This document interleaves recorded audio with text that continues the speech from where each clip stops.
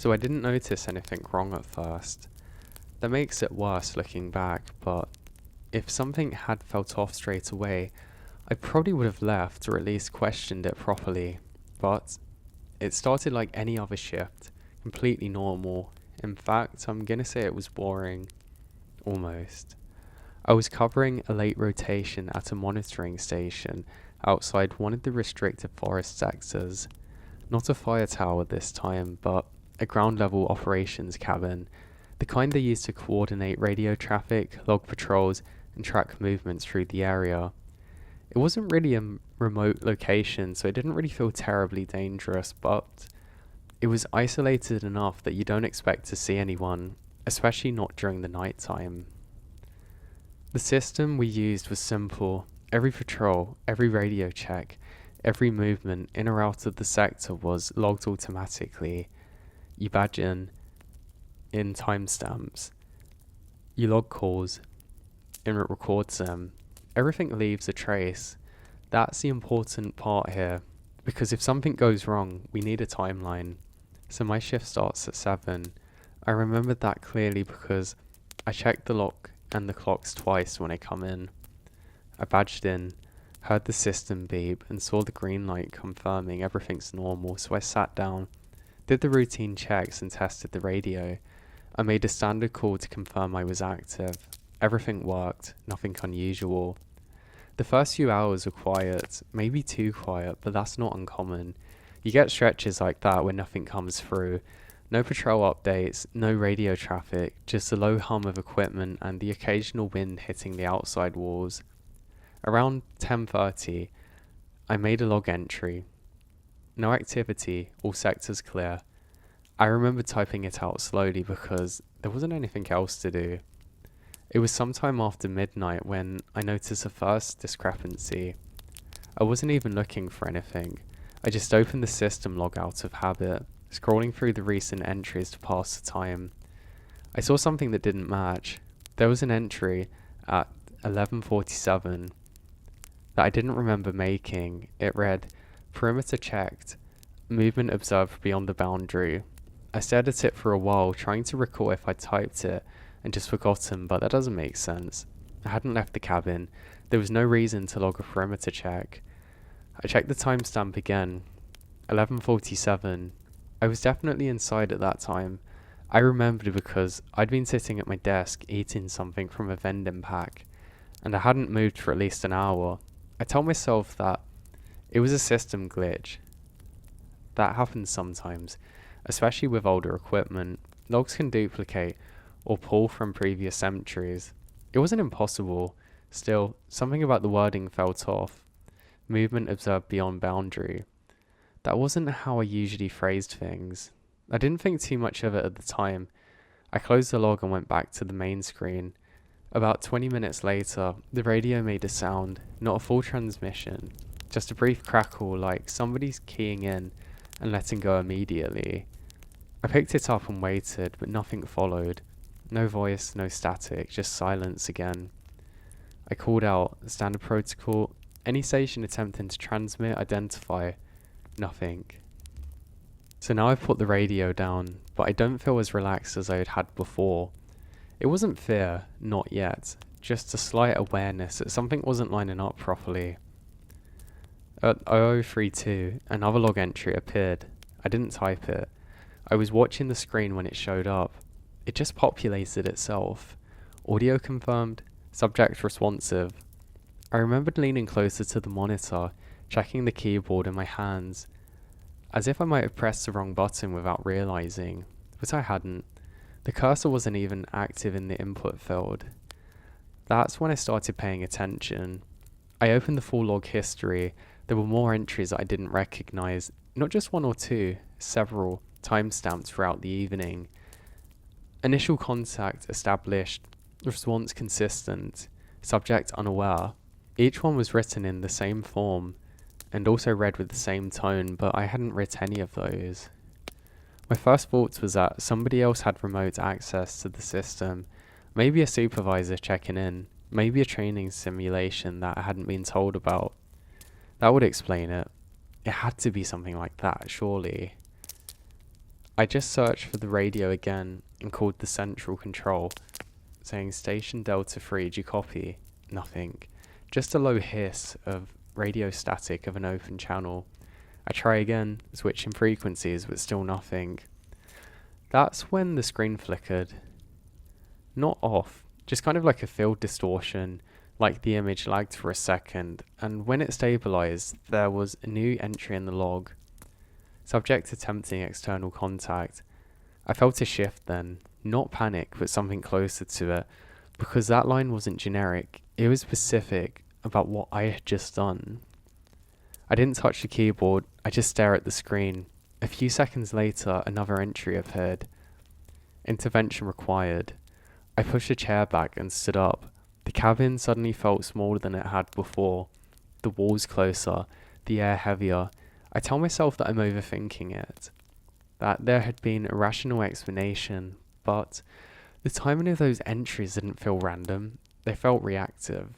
I checked the door, still locked, windows sealed, everything exactly as it should be, and then I heard something outside. Not obvious, not loud, just subtle. It sounded like something brushing lightly against the exterior wall. It couldn't have been branches, wild, or an animal. I mean, it should have been one of those things, but the pattern did not match. It wasn't continuous, it wasn't intermittent, it was controlled. So I stood still listening. It stopped. I waited. Nothing. I took a step back towards the door and then stopped myself. There's no reason to go outside. I mean, none at all. I went back to the desk instead. Another log entry appeared, subject aware. I didn't type it. I didn't even touch the keyboard. And this time, there was no delay. It appeared the moment I sat down. I looked at the timestamp 0047. I checked the clock on the wall. The same, perfectly synced. That's when I noticed something else. The system was recording audio. There was a waveform display in the corner of the screen that I hadn't paid much attention to prior. It was subtle, easy to miss unless you're searching for it, but now it was active, fluctuating slightly as though it was picking up sounds. I leaned closer. The waveform responded. I spoke quietly, testing. The waveform's actually now spiked, so it was recording. That made sense. Some systems log audio for verification, but then a new entry appeared. Voice sample confirmed. I stepped back again. My heart rate had picked up now. I could feel it in my chest, in my throat. I tried to rationalize it. Automated system, voice recognition. Maybe it was tagging audio inputs. But then the next line appeared. Match approving. That didn't sound like a normal system function. I backed away from the desk completely. The radio crackled again. This time it didn't cut off. A voice come through. My voice. Testing. Exactly the same as I'd said it. The same tone. The same pacing. I froze. The radio repeated it again. Testing. I didn't move. I didn't respond. The waveform on the screen spiked again, and another entry appeared. Replication successful. The cabin felt different now, not physically, but kind of holistically, like something had shifted in how it existed. The silence was not empty anymore, it felt occupied. I looked at the door again, still closed, still locked, but I could not shake the feeling that something was closer than it should have been. Another sound came from outside, this time clearer, footsteps, slow, measured, circling the cabin. I moved towards the window, but I didn't look out fully. I just angled myself partially to get somewhat of a view. Nothing. No one there, but the footsteps didn't stop. They continued, perfectly paced now, like somebody walking with intention. The radio activated yet again. You're close. I didn't say that, not at any point. The system logged it immediately. Phrased, added. I stepped back again. The footsteps stopped, right outside the door. I could feel it now. Not hear it. feel it, like pressure on the other side of the wood. Then a knock, 3 times.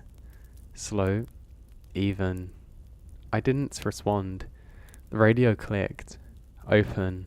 Same voice. Mine. The system logged it. Command issued. The handle moved. Just slightly. Tested. Then it stopped.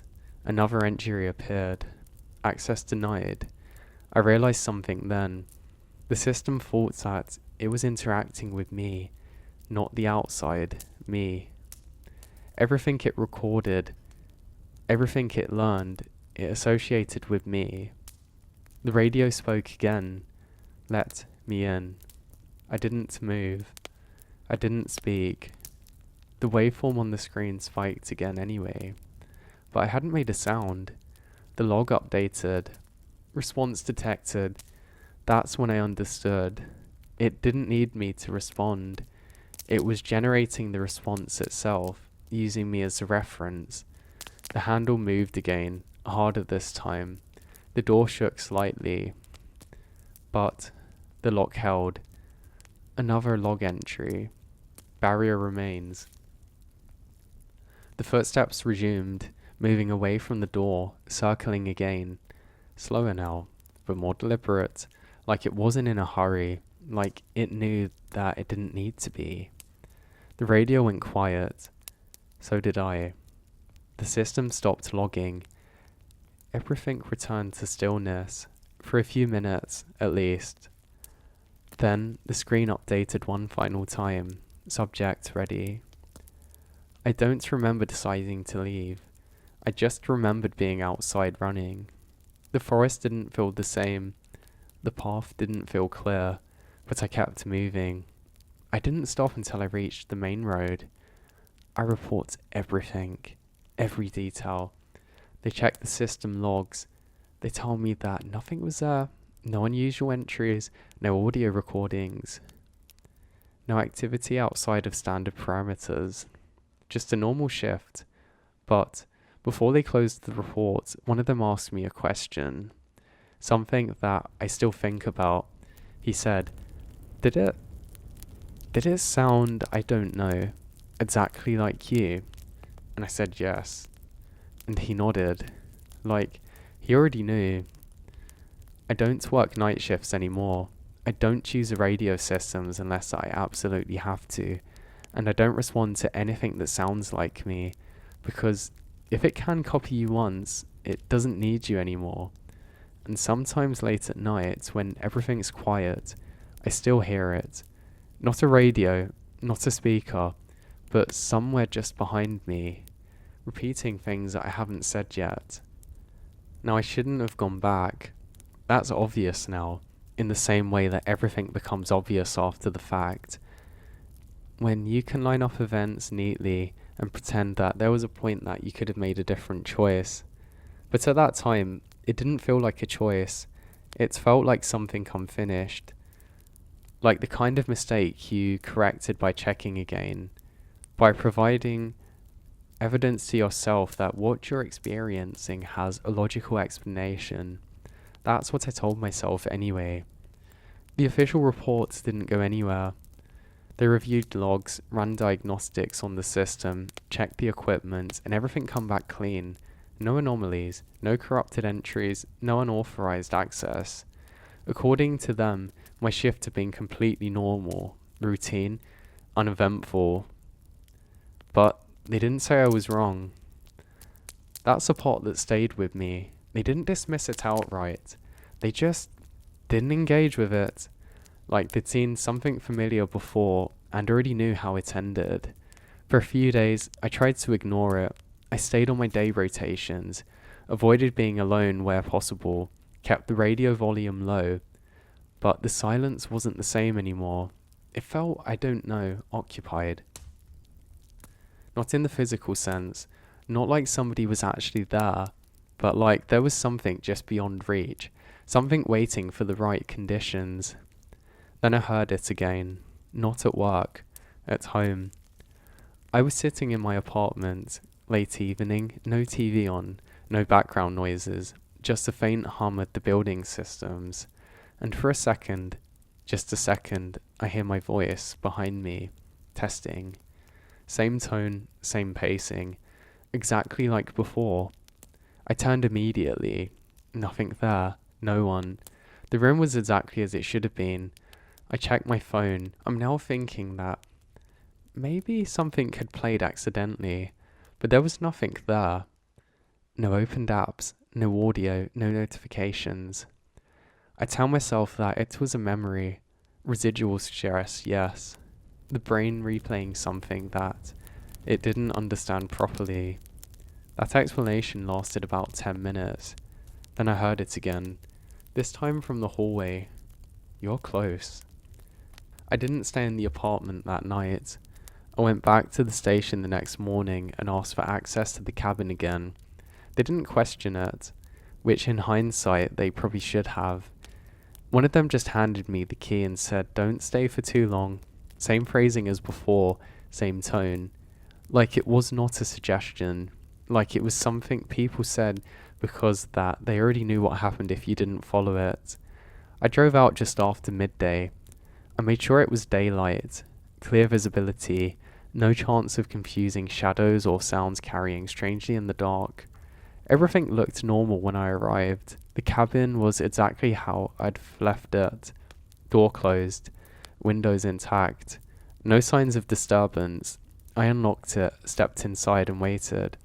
Nothing happened, no immediate reaction, no strange sounds, just the same low hum of equipment. The same faint smell of old wiring and wood. I checked the system. Logs are clean, empty, apart from standard entries. No sign of all the lines I'd seen before. No record of anything unusual. I told myself that was it. That was proof. Whatever had happened before, it must have had an error. Maybe it was stress or something I'd misinterpreted. I almost left right then. I should have. Instead, I sat down. Just for a few minutes, just to be sure. That's what I told myself. I didn't badge in this time. I didn't want to look at the system logs for any reason.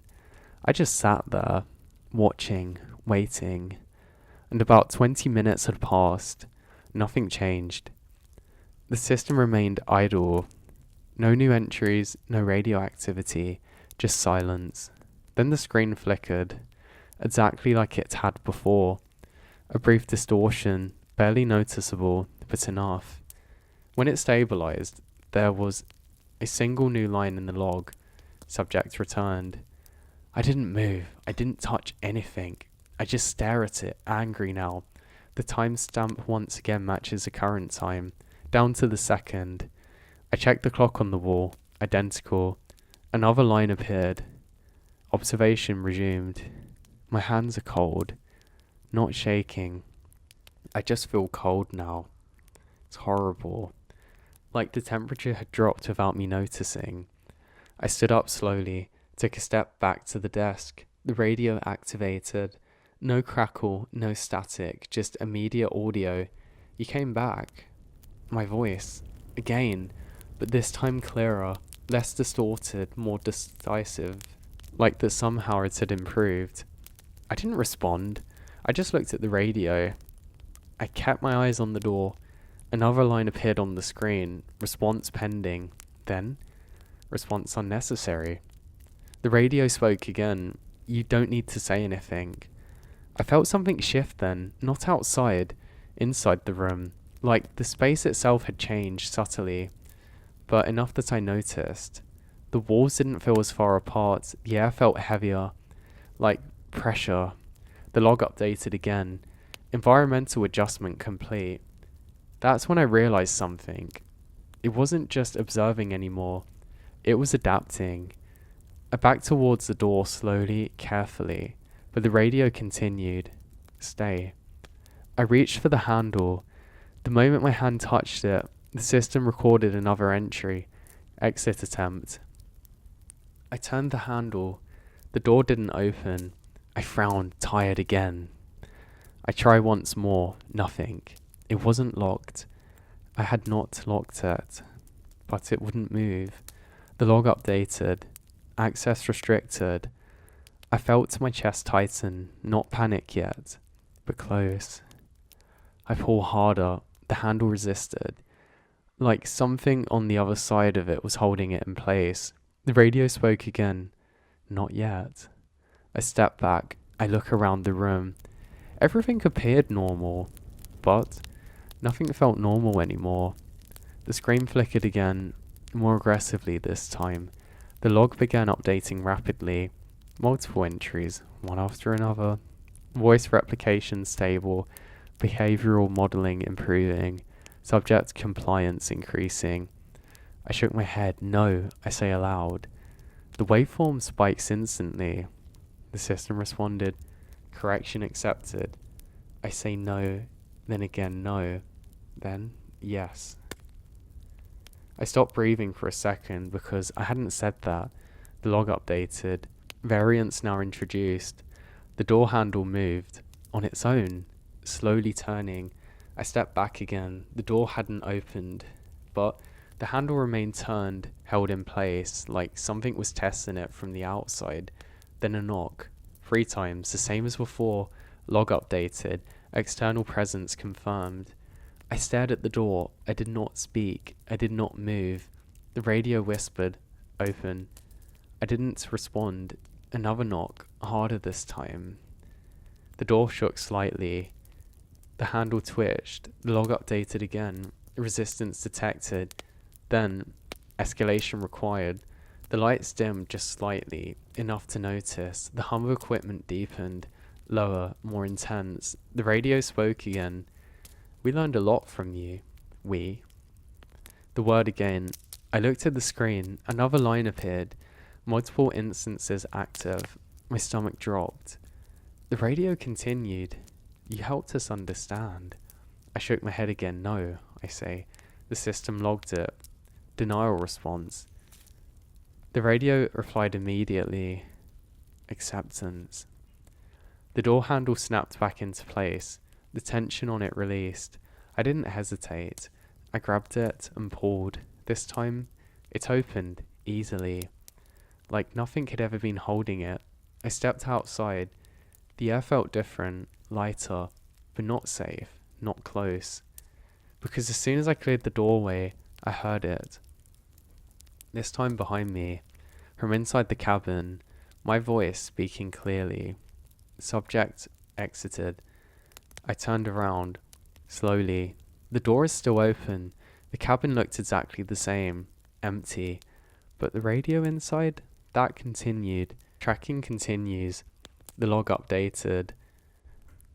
Visible through the window, subject no longer contained. I close the door. I back away. I didn't turn around. I didn't run. Not yet. Because I understood something then. I wasn't tied to the cabin. Not anymore.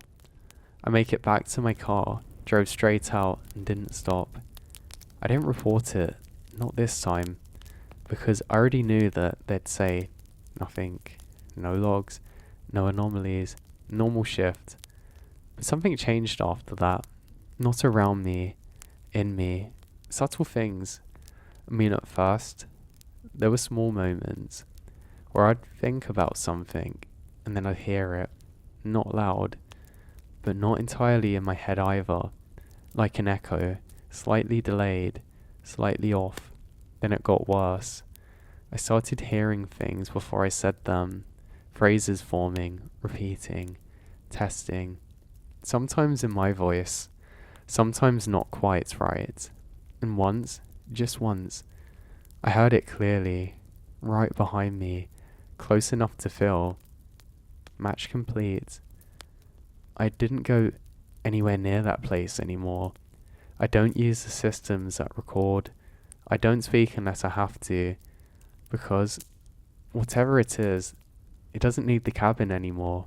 It doesn't need the radio, and I don't think it's going to improve in any way. I mean, I don't think either that it's trying to get in anymore. I think it already did.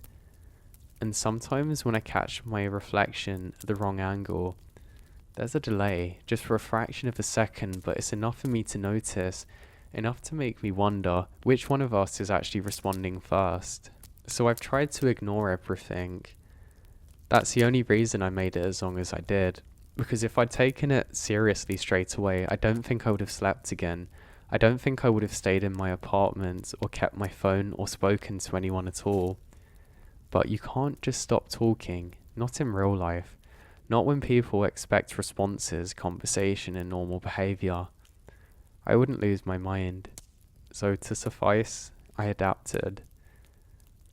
Short answer, minimal interaction. Avoided being alone for too long. But also avoided crowds where I'd have to speak more than necessary. It worked for a while, at least on the surface. But the thing about it, whatever it is, doesn't rush. It doesn't need to. It waits and learns. The first real sign that something had changed came about a week later. I got a call from work. At least it looks like it. Correct number, ID. I answer it without thinking. Hello. There was a pause. Then, you left early. My voice. Again, clear, natural.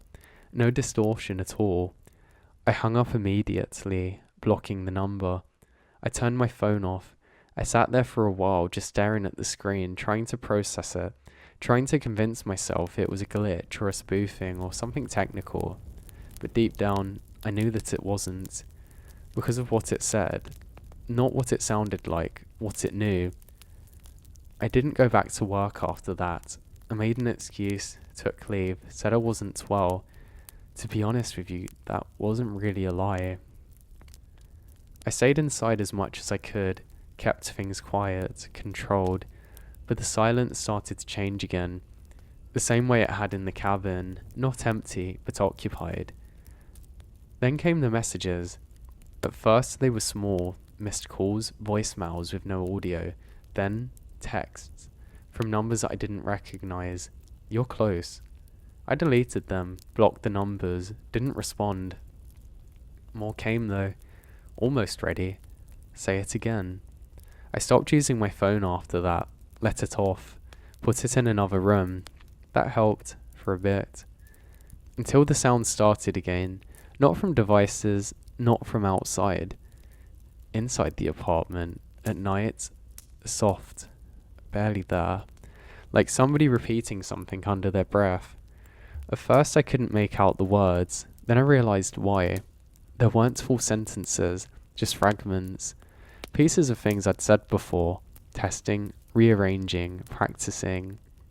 I started staying awake longer, sleeping less, because it only seemed to happen when things were quiet, when I wasn't actively speaking, when there was space. That's when it got clearer. One night I heard it properly, from the hallway. You shouldn't have been there.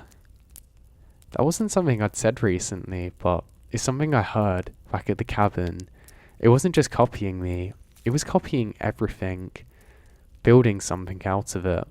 I didn't move, didn't go back to check, because I knew if I confronted it physically, it would change something, making it more real. And then, it said something new, open. It was the same tone, same pacing, but I hadn't said that, not at home, not recently. That's when I understood. It wasn't repeating anymore. It was starting to choose. The next day I made a decision, one last check, one last confirmation. Then I was done. I went back, not to the cabin, to the station. The main building, daytime, people around. Noise, activity. Somewhere normal. I walked in. Nobody stopped me. No one questioned me. That should have really been a sign. I now went straight to the systems room, the main logs, central access. If anything had been recorded, if anything had actually happened, it would be there. I logged in, pulled up my shift. Everything was normal, clear entries, standard activity, no anomalies. Exactly what they had told me. I felt something sink then, not really something else. Because if it wasn't there, then where was it? I closed the system, turned to leave, and that's when I heard it, behind me. Not through a speaker, not through a radio, right behind me, close enough to feel the breath. You checked.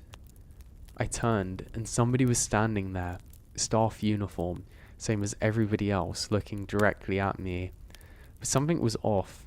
His expression, too still, eyes, not focused properly, like they were just slightly off. Then he spoke. Everything is normal. My voice, perfect, not distorted, no delay, just exact. I stepped back. No, I said. The room didn't react. No one else seemed to notice. People were moving, working, talking. But none of them were looking at him, or at me, like they weren't part of the same person anymore. He took a step forward. You're ready. What? He tilted his head slightly. Then try again. And for a second I couldn't tell if the voice came from him or me, because I felt it at the same time. The same wording, same format. But I chose it, before I said yes. I covered my mouth immediately, but it was already too late. He smiled and said, match complete. The room snapped back to normal. People look at me confused, like I'd said something out loud, which I did. I didn't remember deciding to, but I left immediately. I didn't go back, I didn't report it, I didn't tell anyone, because there's nothing to report. Everything is normal. That's what it says. That's what the system shows. That's what the people hear. But sometimes when I speak, I don't know if I chose the words or if I'm just repeating them. The worst part is, it doesn't always wait anymore. Sometimes I hear my voice say things before I even think them. And once, just once, I heard something else. Not my voice, not quiet, but close enough, saying, he's ready.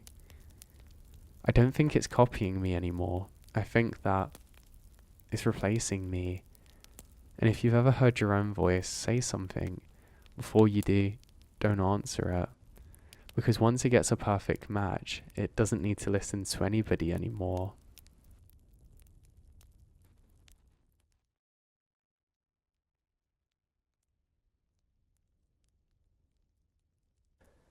Now, I was really looking forward to my trip with my friends. We were going to go camping for a while. I hadn't done this for a long time, and it was really exciting for me. I was going with two of my other friends. They were quite similar, but they were much more into hunting and fishing than I was. I, on the other hand, just preferred to be outside, exploring, just making most of the nature and the things I could see around me. Now, on this trip, there was one day that they really wanted to do fishing. It just didn't interest me. To sit there all day with a stick just doesn't suffice to nurture my curiosity. So I decided to go exploring on my own. There was some places that we hadn't really been to before. I knew how to get back, so I say goodbye to my friends and I go off on my own now. I know it's probably not the smartest thing to do when you're in a foreign place, but I don't care. I need that adventure. I'm not really sure exactly where I'm going, to be honest. I mean, I don't have a goal in mind. I just want to go out and see the greenery, the trees and the nature. How long would I go? I wasn't sure. I decided the best thing to do is just to set a timer on my watch and use that so I don't go too far without realizing.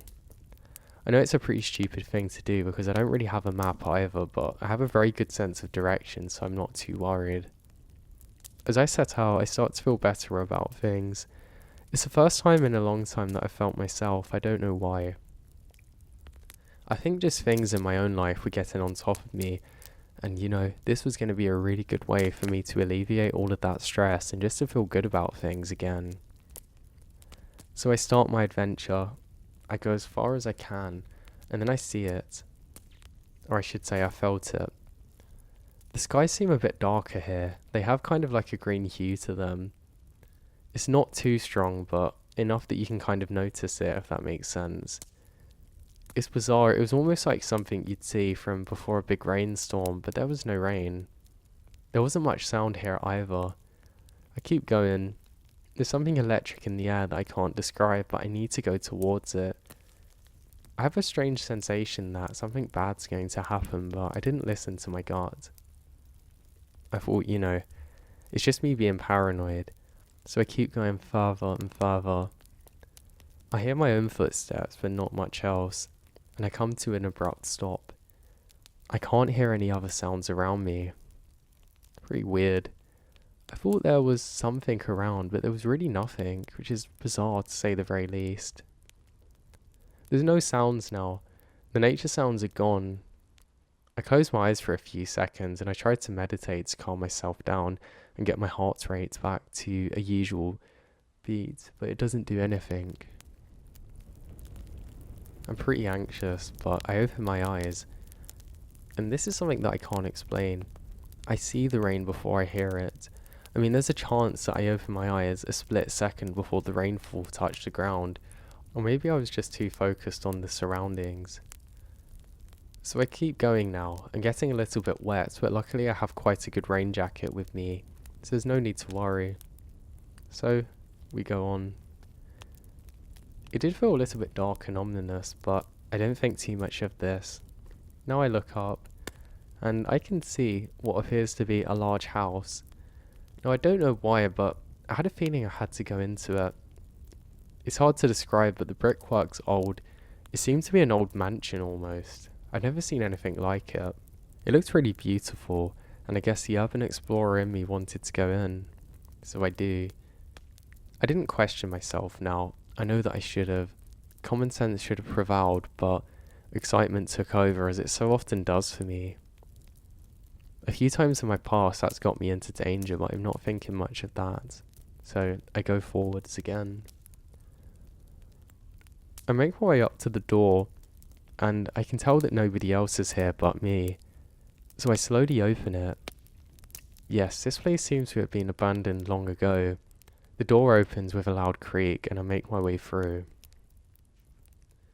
When I stepped inside, the door closes on its own. It's just because of the weight of it, though. Nothing too bizarre. I think maybe they designed it that way too. This place is massive. It's filled with different rooms. I'm excited to be in here. I just can't stop myself from peering around corner to corner, exploring more and more of this place. Interesting. I don't see anyone. I don't hear anyone. It's just me. I think it's weird looking around that this is somebody's life here. This is somebody's memories. Maybe an old house that's been lived in for a long time is a really good way to get an idea of somebody. You know, the way that they collect their things, the way that they organize everything. Just, the whole place has a vibe to it. But there's something about this place that I can't quite put my finger on. It feels nice, it feels old, it feels antique, but it just feels different from anywhere that I've been before, and I don't have a good feeling while I'm in here. I think of my friends and that they're not going to believe that this is here. We're going to all go back here together. I think they're actually going to make fun of me for this. I go into another room and it looks really old. I think it was once a kitchen, but there's an awful smell in here, so I don't stay for too long. I now notice something. I feel like I'm being watched, but I can't quite figure out why. There's lots of paintings on the wall, you know, the very old grand style. Pretty cool and interesting. But I have a feeling like I'm being watched. Watched from the inside, if that makes any sense. Very bizarre, but I must continue. Why would I stop? So I go up the stairs and they're incredibly loud, creaking. I'm actually scared that the stairs are going to collapse on themselves. So I try to walk up the side of it. Have you ever tried to walk down or upstairs being as quiet as possible and you walk to the very edge? I was doing that and my balance goes. I slip, crash. One of the steps fell under me. Now luckily it didn't completely break, but some of the steps have fell through, but I'm still able to keep my balance enough to not go through it. As I look down, I can see eyes looking back at me. It's only for a brief second, but I saw something through the crack. It all happened so fast that I can't be 100% sure, but it felt weird. It was almost like a person was just looking up at me. I kind of have an adrenaline dump and lots of fear. I suddenly feel scared and isolated like I haven't before. I feel a wind chill all around me, and I can hear the rain outside.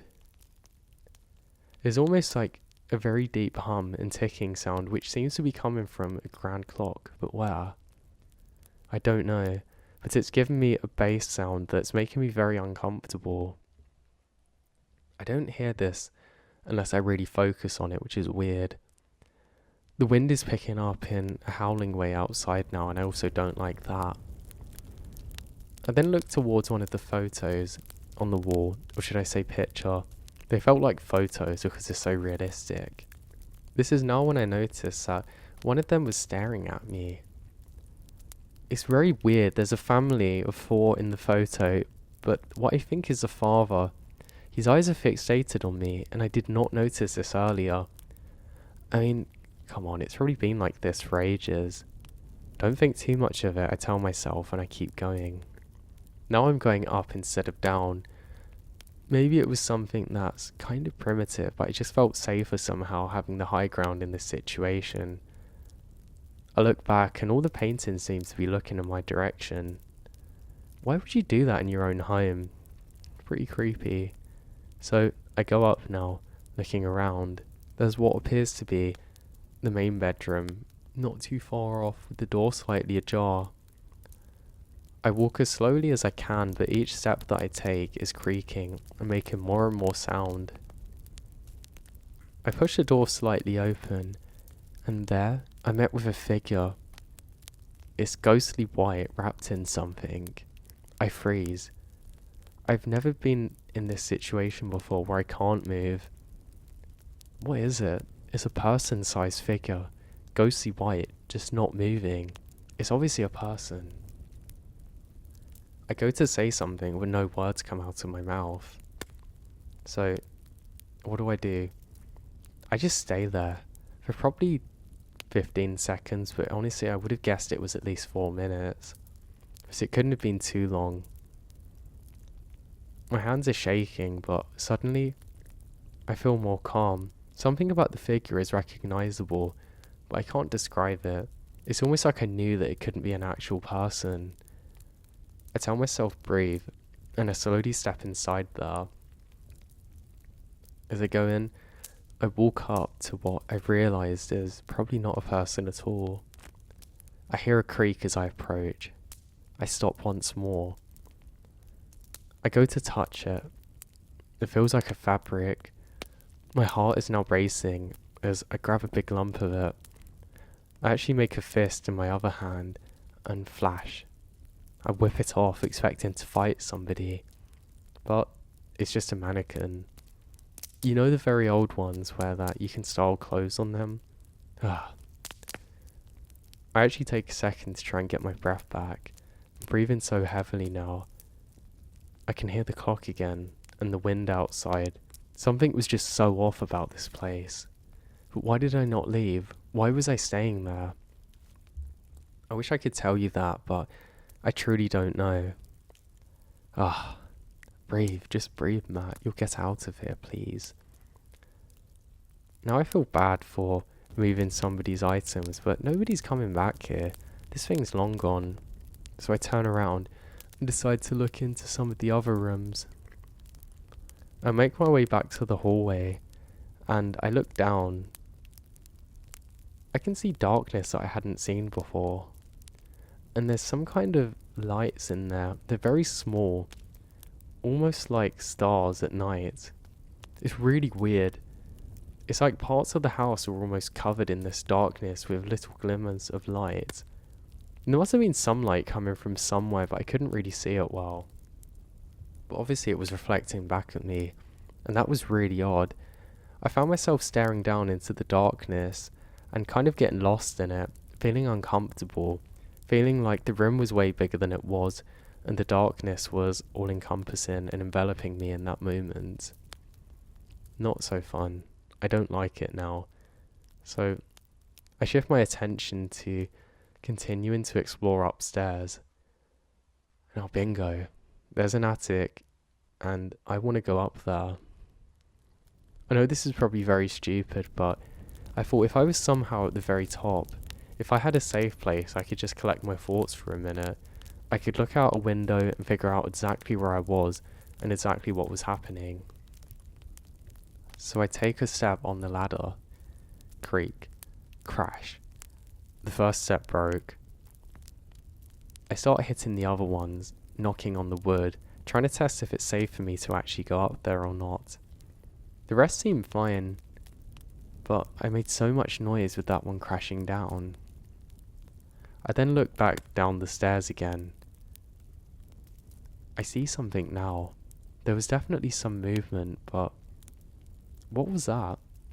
It's almost like when you see somebody walk past out of your peripheral vision, but I couldn't be sure. I don't know exactly what that is, so I put my attention back on going up. I feel safer there. Dust is coming down, which is making me cough now. My eyes are actually starting to water because of it. I really should have brought a dust mask with me or something. Oh god, I'm so stupid. I just don't think sometimes. But I'm excited by the adventure, so I keep going up my ladder. And now I make it to the top.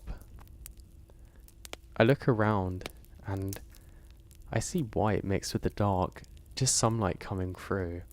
I turn and there's another figure there, just like before. It looks kind of like a woman wearing a dress which is covered in white sheets. You know when people cover things on white sheets to keep the dust off? Or maybe historically that was a thing. It's like that, and I don't know, I'm really getting a creepy vibe now.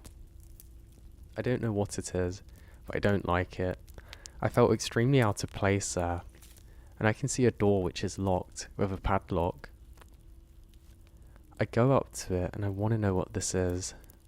So I get closer and closer. I put my hand on it and for whatever reason, I have a sudden sense of dread like I've never had before. I just leave it there, start to slowly back away. I felt like whatever is on the other side of that door should not be there. I don't know how to describe it, and that it's not my job to find out. I can see out the window now, and it looks very dark and rainy, but I can't hear the rain so much. I can just see the figure there. I can see it now.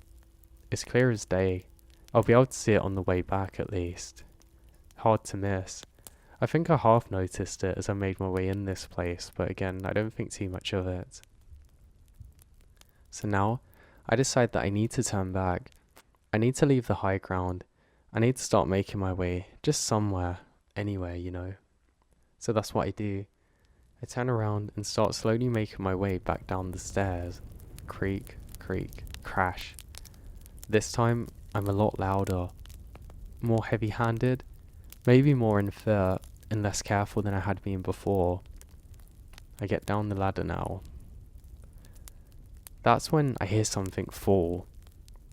I don't know what it is, but something fell over from where I just was. I see one of the sheets on the floor. Ah, the mannequin, it must have fell.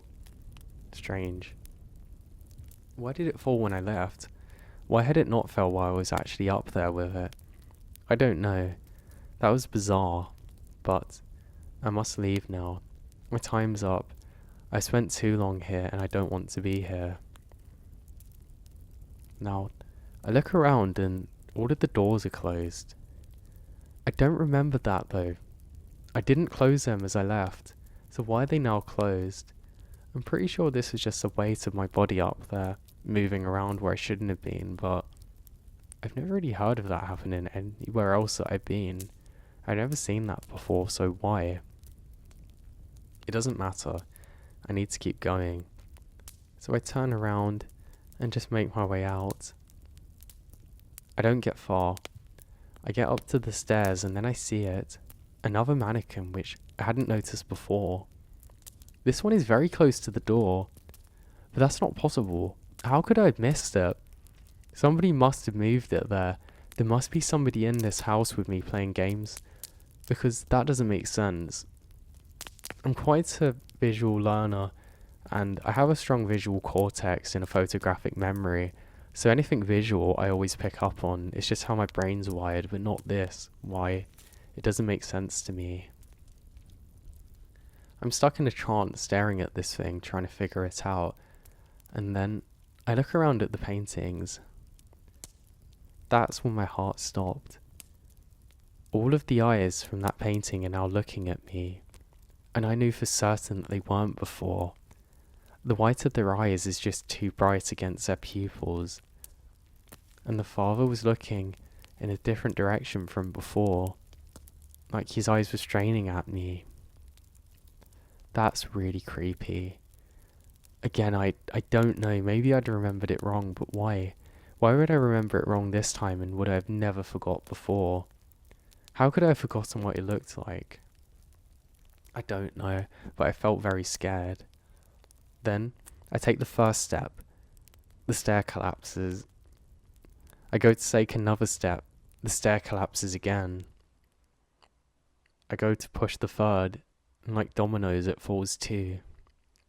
Now I can't see very well down there, but I'm sure I see eyes looking up at me again for a second. I now realise that they seem to match that of the painting on the wall. Oh, great. What on earth is happening? Why am I here? Why am I stuck like this? Stop, shut up. I tell myself, just shut up and calm down. This is all in my head. I'm too scared to speak aloud now. I must get down. I must get out of here, I tell myself. But how? I'm stuck here now. I'm not sure what to do, and I'm frozen in a panic. And then the wind picks up and I hear it behind me. The door creaks open just a bit, and I could swear that I see a hand come to the door. I blink for a second and it's gone, but that was enough. I leap onto the banister and start trying to shimmy my way down. I don't trust the stairs, but this is so scary. I refuse to look up. I refuse to look back. I refuse to look down. I refuse to look anywhere except on the balcony itself. I start making my way down, much more slow than I want. I have to make sure that it's not going to collapse under me, but this doesn't feel safe. Crash. More steps falling. How are they falling? They didn't fall before. None of this makes sense. None of this should be possible. How can I be in this kind of situation? I start getting annoyed at myself and I keep going down. Ow. There's blood on my hand. It's mine. I can't figure out the source of this, but there's a very sharp pain somewhere on my hand. I'm going down further now. I don't like blood, so this is making it even harder for me, but I was so scared I didn't really think much of it.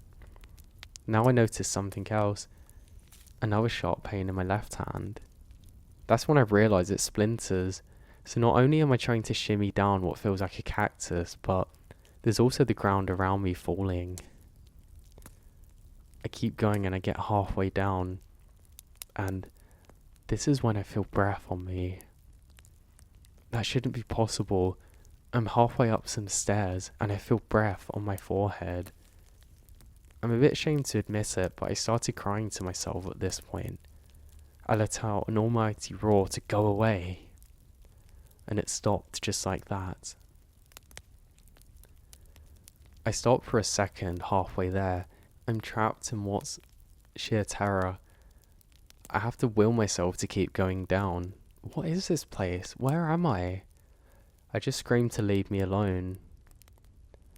I go down further now.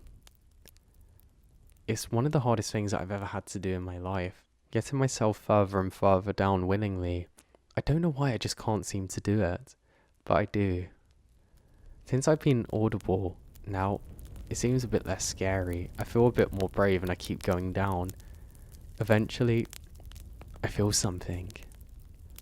But it's ground, not stairs that are falling, it's just solid ground. I ended up kind of staying in this position for about 10 seconds or so. I couldn't get myself to let go of the actual banister that I was holding on to. I have to force my hands off of it. The blood seems to have stopped now, but I don't like it. This is when I feel it again, almost like a presence further up. I know something's staring at me up there, but I just cannot bring myself to look. I simply can't.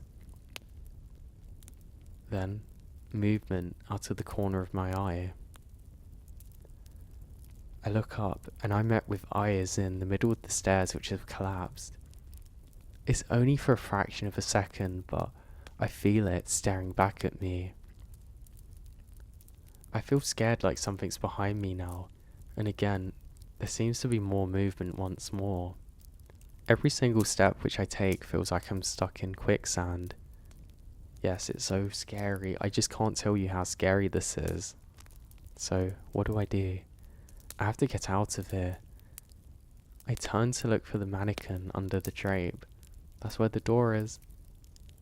Where is it? Wait. I look around frantically. I can't see it now, but how? It was just there. I saw it at the top of the stairs. Something's moved it, but I don't know what. I now hear the clock again, and suddenly silence. I let out a scream cry. It's so loud that I hear a crow outside move because of this. It's like a horror movie. I go to the door. I can't look behind myself. And I budge into it. Nothing. I start cursing now, budging into it. I now kick as hard as I possibly can and it just doesn't shift. But how am I trapped in here? I then collapse down and close my eyes and cower into the fetal position. I don't know what to do. How do I get back? Where are my friends? Where is everybody? Where is everything? And I'll reach out and punch the door. And then I see light. It's just enough light to know that there is hope out there. And I quickly raise to my feet. The door is open now. I push it and that's when I realise I was trying to open the lock side of the door. I was an idiot. How did I trap myself without checking the other door? This is how I came in. I bolt through and fall down now. With a slam, I'm jolted awake again. The door has closed itself. The nightmare. It's over. I'm free. I look around and it doesn't seem as dark as before. In fact, it actually seems like daytime now. I'm very confused by this and I've never seen weather change in this way before. So I brush myself off, I get up and I start to run. I just need to get away from this place and back to my friends. I need to get out of here. There's something wrong and I can just feel it. It's horrible. It's a presence that I can't escape. I really need to get to some safety and back to my friends, and I sprint as fast as I can. I go to take one last glance at this place just to confirm in my head that I've actually escaped here, and as I turn around, that's when I notice. Staring at me from the very top is a figure, but this is no mannequin. This is a woman with long black hair staring at me, almost demonic. I scream now. I scream so loud that I can't feel my throat. The next thing I know, I'm running. Thump, thump, thump of my feet on the path. I sprint as fast as I possibly can, making it through the woods. My hands are now bleeding again. I think my blood pressure's gone so high that that's just what it has to do. It wouldn't make sense if it wasn't. I feel like my heart is going to beat out of my chest. I look back one more time, but I can't see anything, which is good. I now sprint and run down to where my friends should be, but I can't find them. How? Where am I? Have I got lost? I decide not to give up, and then I see the most beautiful sight of my life. My friends, the campfire, everything. I go to call, but decide it's better just to sprint over there. My hands are bleeding and it needs help. I run into my friend's arms and they can tell something's wrong. They look confused, worried about me. They grab onto me and say, "What happened? What's wrong?" One of them notices my hands and quickly bandages me up. He says, "Dude, what happened to your back?" Before I can get a word out, he turns me around and says, "Look, I feel a sting. Somebody's put something antiseptic on my back." I then start explaining what happened, and I think I just said loads of gibberish at first, trying to get it all out. They calm me down and I just pointed to where it was. I say something's there. They say what happened. They thought I was attacked by a bear or something. I say no. and I realise that my back is bleeding. There's large gash marks which actually cut through my shirt, and also the jacket that I was wearing, and that doesn't look like it should have been there. I explain what happened, and my friend seems really annoyed. It says, "There's somebody in there messing with you. I need to get to them." I show them exactly the direction that I come from, and they say that they're going to go out there and leave me to wait by the campfire and put a blanket around me. As I sit there, I don't know what to make of it, and I'm worried for my friends. I don't want them to go, but there's no way that I convince them otherwise, so alas, I just have to hold up here. It felt so safe being by the campfire, but I'm getting worried now. It's starting to get dark and they still haven't come back. I think they have a torch, but I'm not sure. And I see movement again. I'm stuck.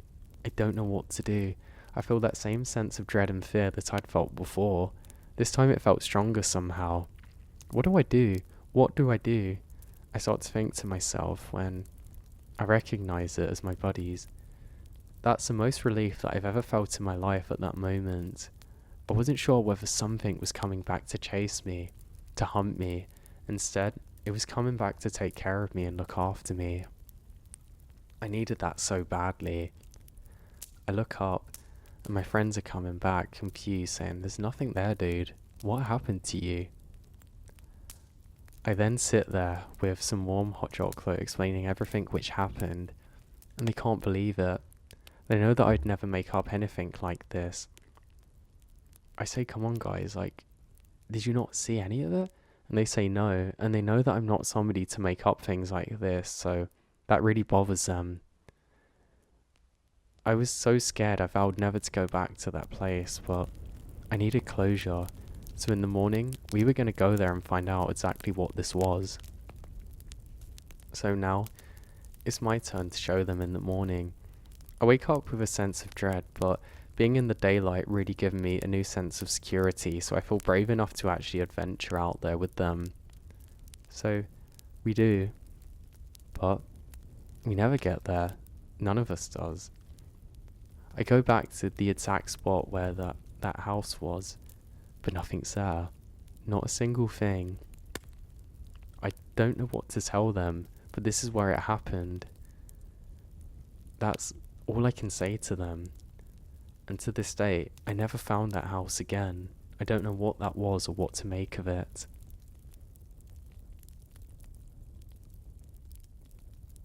I'd been working search and rescue long enough to know when something didn't fit. Most calls follow pattern. Someone gets lost, somebody gets injured, somebody panics and makes things worse. You learn to recognize it quickly. But this one didn't match anything I'd seen before. The call came in just after midnight, which is already making this unusual. A cabin owner deep in the forest reported somebody knocking on his door for hours. He said the person outside was asking for help, but something about the way that he spoke didn't feel right. Not the voice itself, but the pacing, the repetition, like they were using the same sentence over and over again without changing it. He didn't open the door though. He just stayed inside until sunrise, awake. When he finally checked outside, there was nobody there. Only footprints. Odd. This is circling the cabin again and again though. Weird. I don't know. Strange, I think to myself. We reached the location after first light. The cabin was further than most people go, beyond the marked trails. The owner met us outside, clearly shaken. He wasn't exaggerating. The prints were still there, pressed deep into the dirt around the structure. What stood out wasn't their shape or size. It was a pattern. The spacing was inconsistent, like whoever made them didn't understand how walking worked. Some steps were far apart, others were too close, and none of them formed a natural rhythm. But the path they followed was precise, a perfect circle around the cabin, repeated over and over again. The ground was worn down where they had pressed and passed, like it happened for a long time. So we followed the prints into the trees. They led away from the cabin in a straight line. No hesitation, no deviation. The deeper we went, we find that the quieter it becomes. Not just less noise, but a kind of silence that felt unnatural, like the sound wasn't travelling correctly. After about 15 minutes, we started hearing something ahead of us. Movement, slow and controlled, like somebody walking without trying to hide it. We called out immediately, identifying ourselves, telling them that we're there to help. The movement didn't stop. It didn't respond. It just continued at the same pace. Then we heard the voice, a man's voice, weak and strained, asking for help. It came from directly ahead of us, matching the direction of movement. That's when we pushed forward, trying to close the distance. We called out again, louder this time, but the voice didn't change. It kept repeating the same phrase, exactly the same way each time, with no variation, no response to anything we've said, just the same word over and over again like it stuck. So we break into a small clearing, and that's when we saw him. He was standing in the center, facing away from us, completely still. We approached slowly, calling out, telling him that he's safe and that we're gonna get him out, but he doesn't react. He didn't turn around, didn't shift his weight. I stepped closer, reaching out to grab his shoulder. That's when I noticed that something's wrong. His posture doesn't look natural.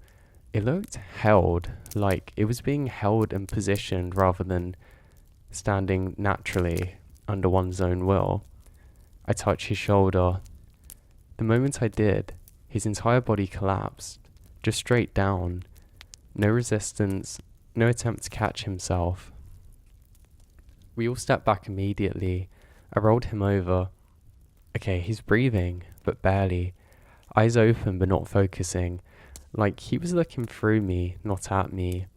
His mouth was moving slightly, forming the same words that we'd been hearing. But no sound was coming out. Just silent repetition. We call it in, request extraction, and stayed with him while we wait. That's when I looked back at the ground, at the footsteps leading into a clearing. That was only one set, his. Strange. The uneven pattern that we'd followed was completely gone, like it had never been there before. I stood up slowly and looked towards the trees that he's been facing. That's when I saw it. Not clearly, not fully, but something was there. Standing just beyond the tree line, the shape wasn't right.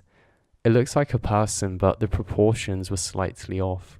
Too tall in some places, too narrow in others. It wasn't still.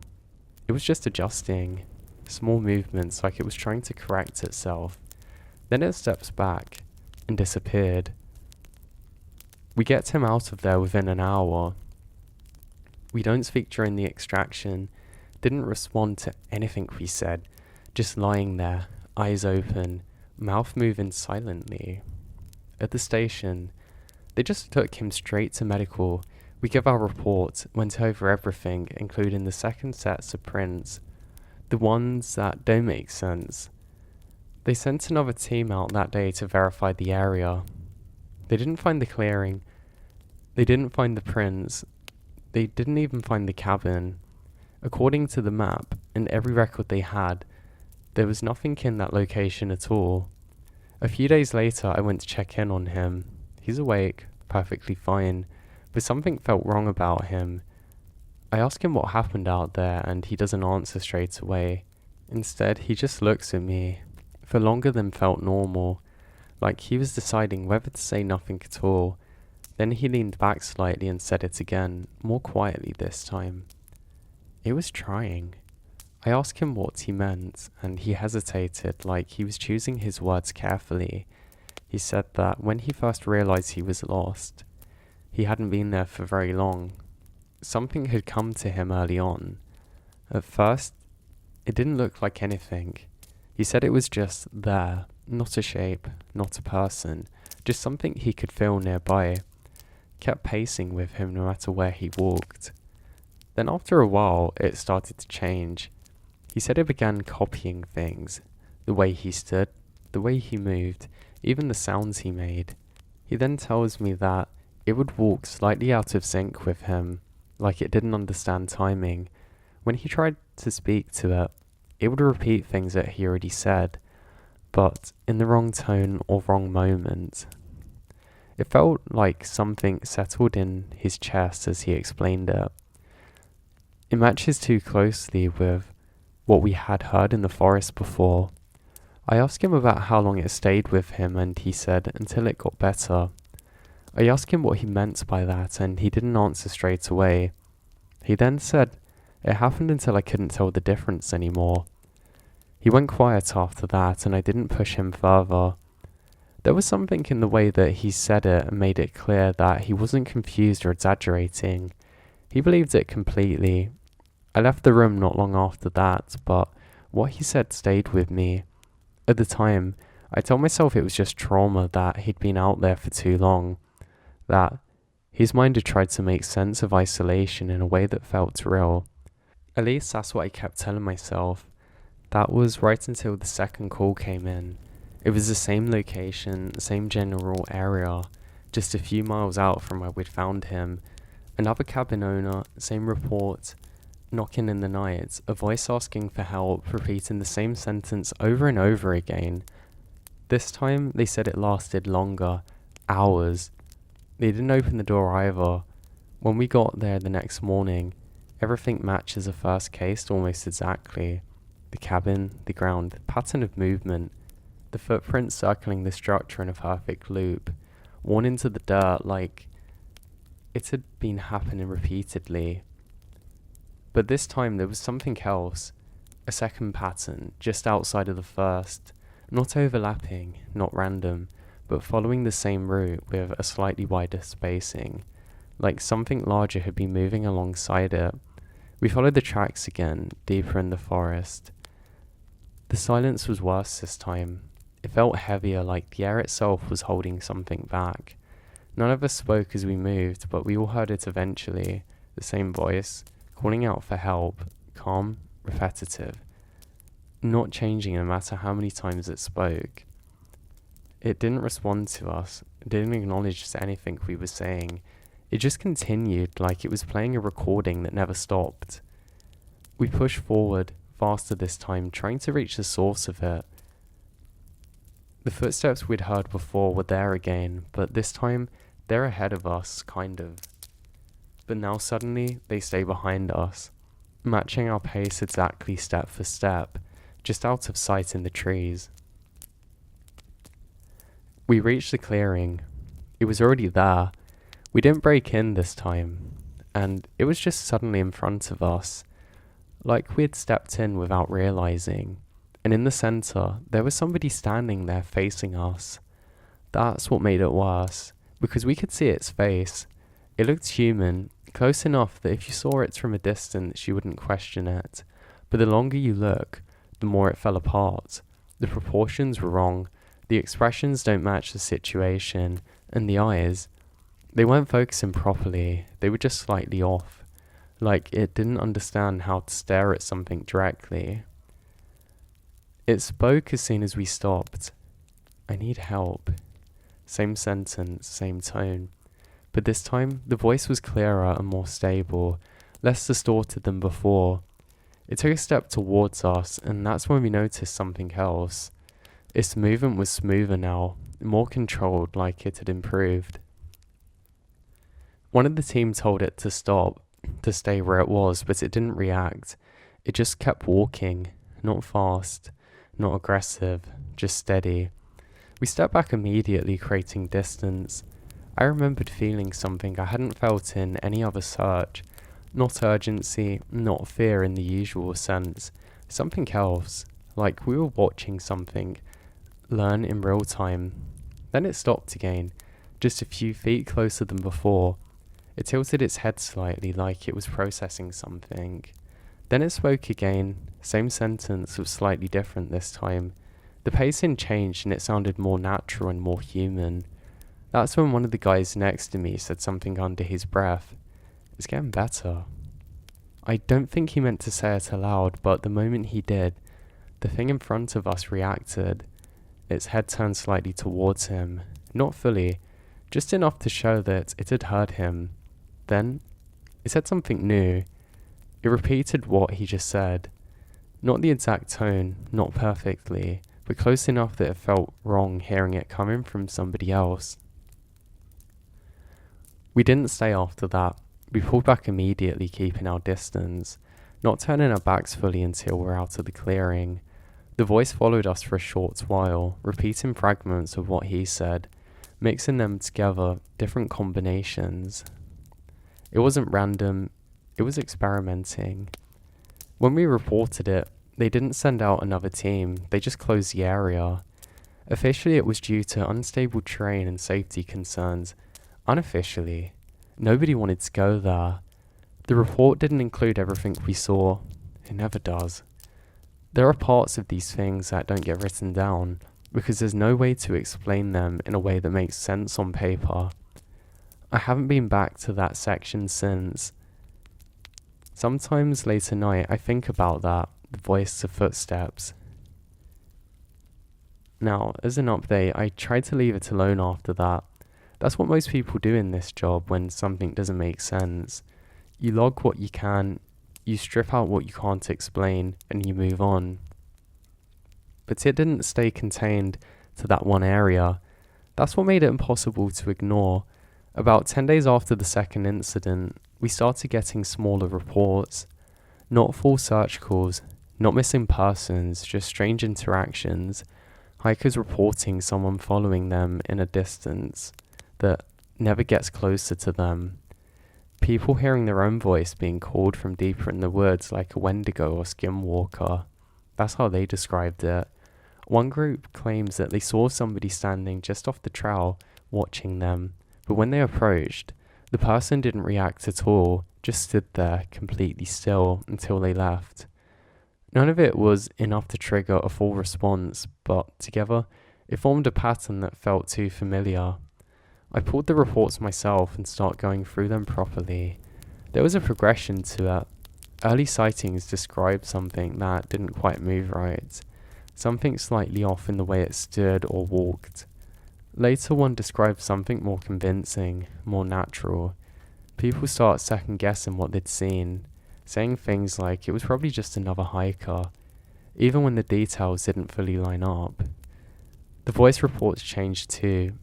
At first it repeated similar phrases, sometimes calling for help, single words, but then it starts responding, not correctly or necessarily in a way that really makes much sense, but it would respond, and that kind of scared me a lot.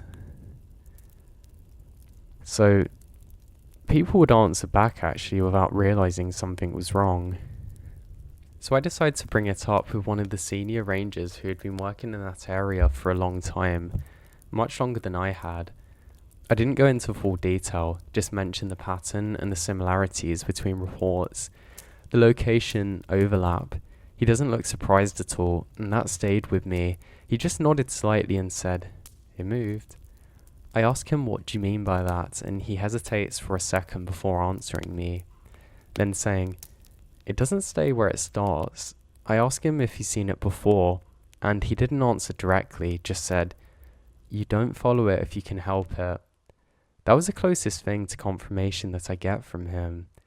I didn't leave it there though, because something is off about the way that he said it, feeling like a warning and more like a rule, like something that had already been learned the hard way and didn't expect explaining or need it.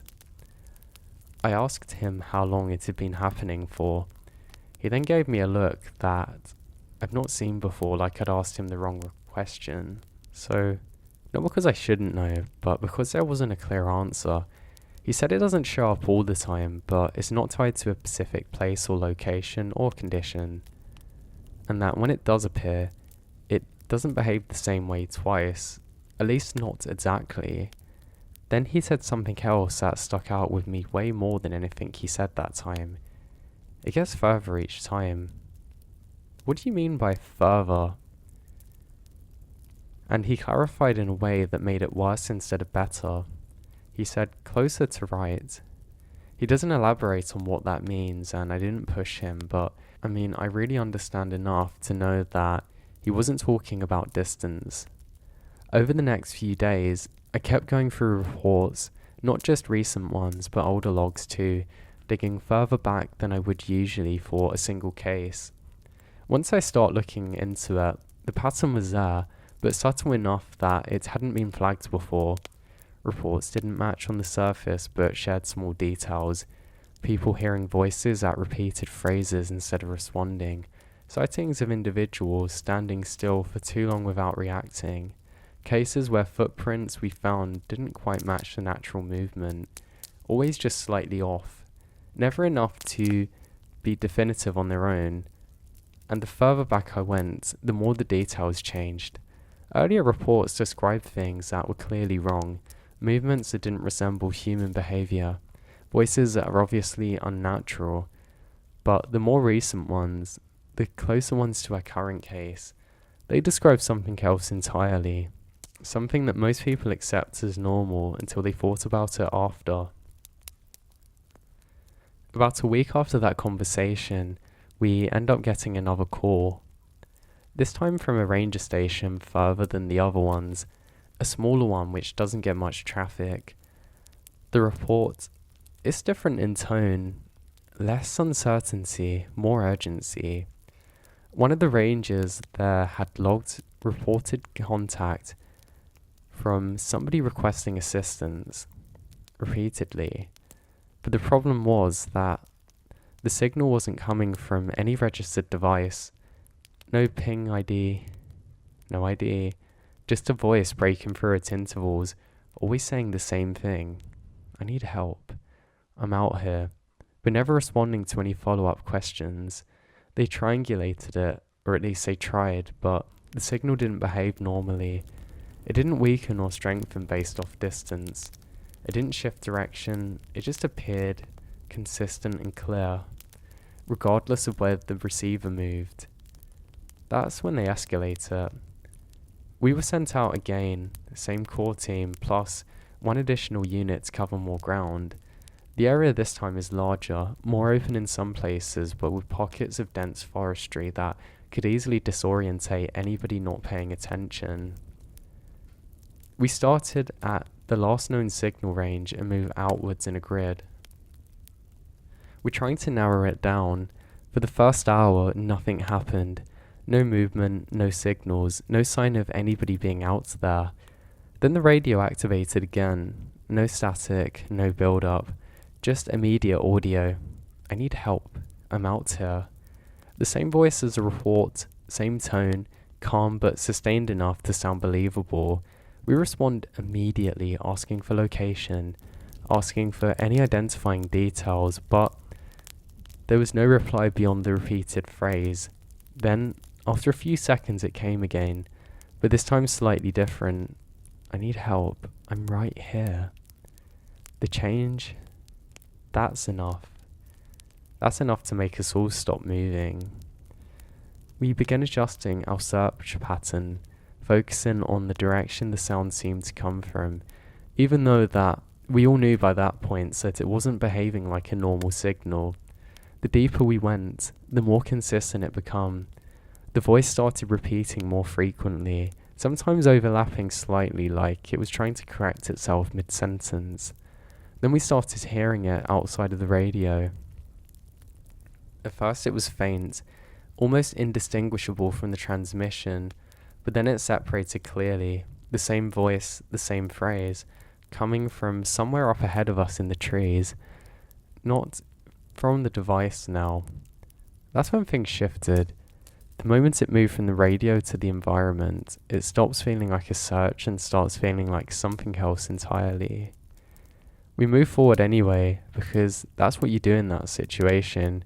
You follow the lead, you close the distance, you try to find the source before conditions worsen. The trains now began to change slightly, but not drastically. Not enough to make the navigation feel less reliable.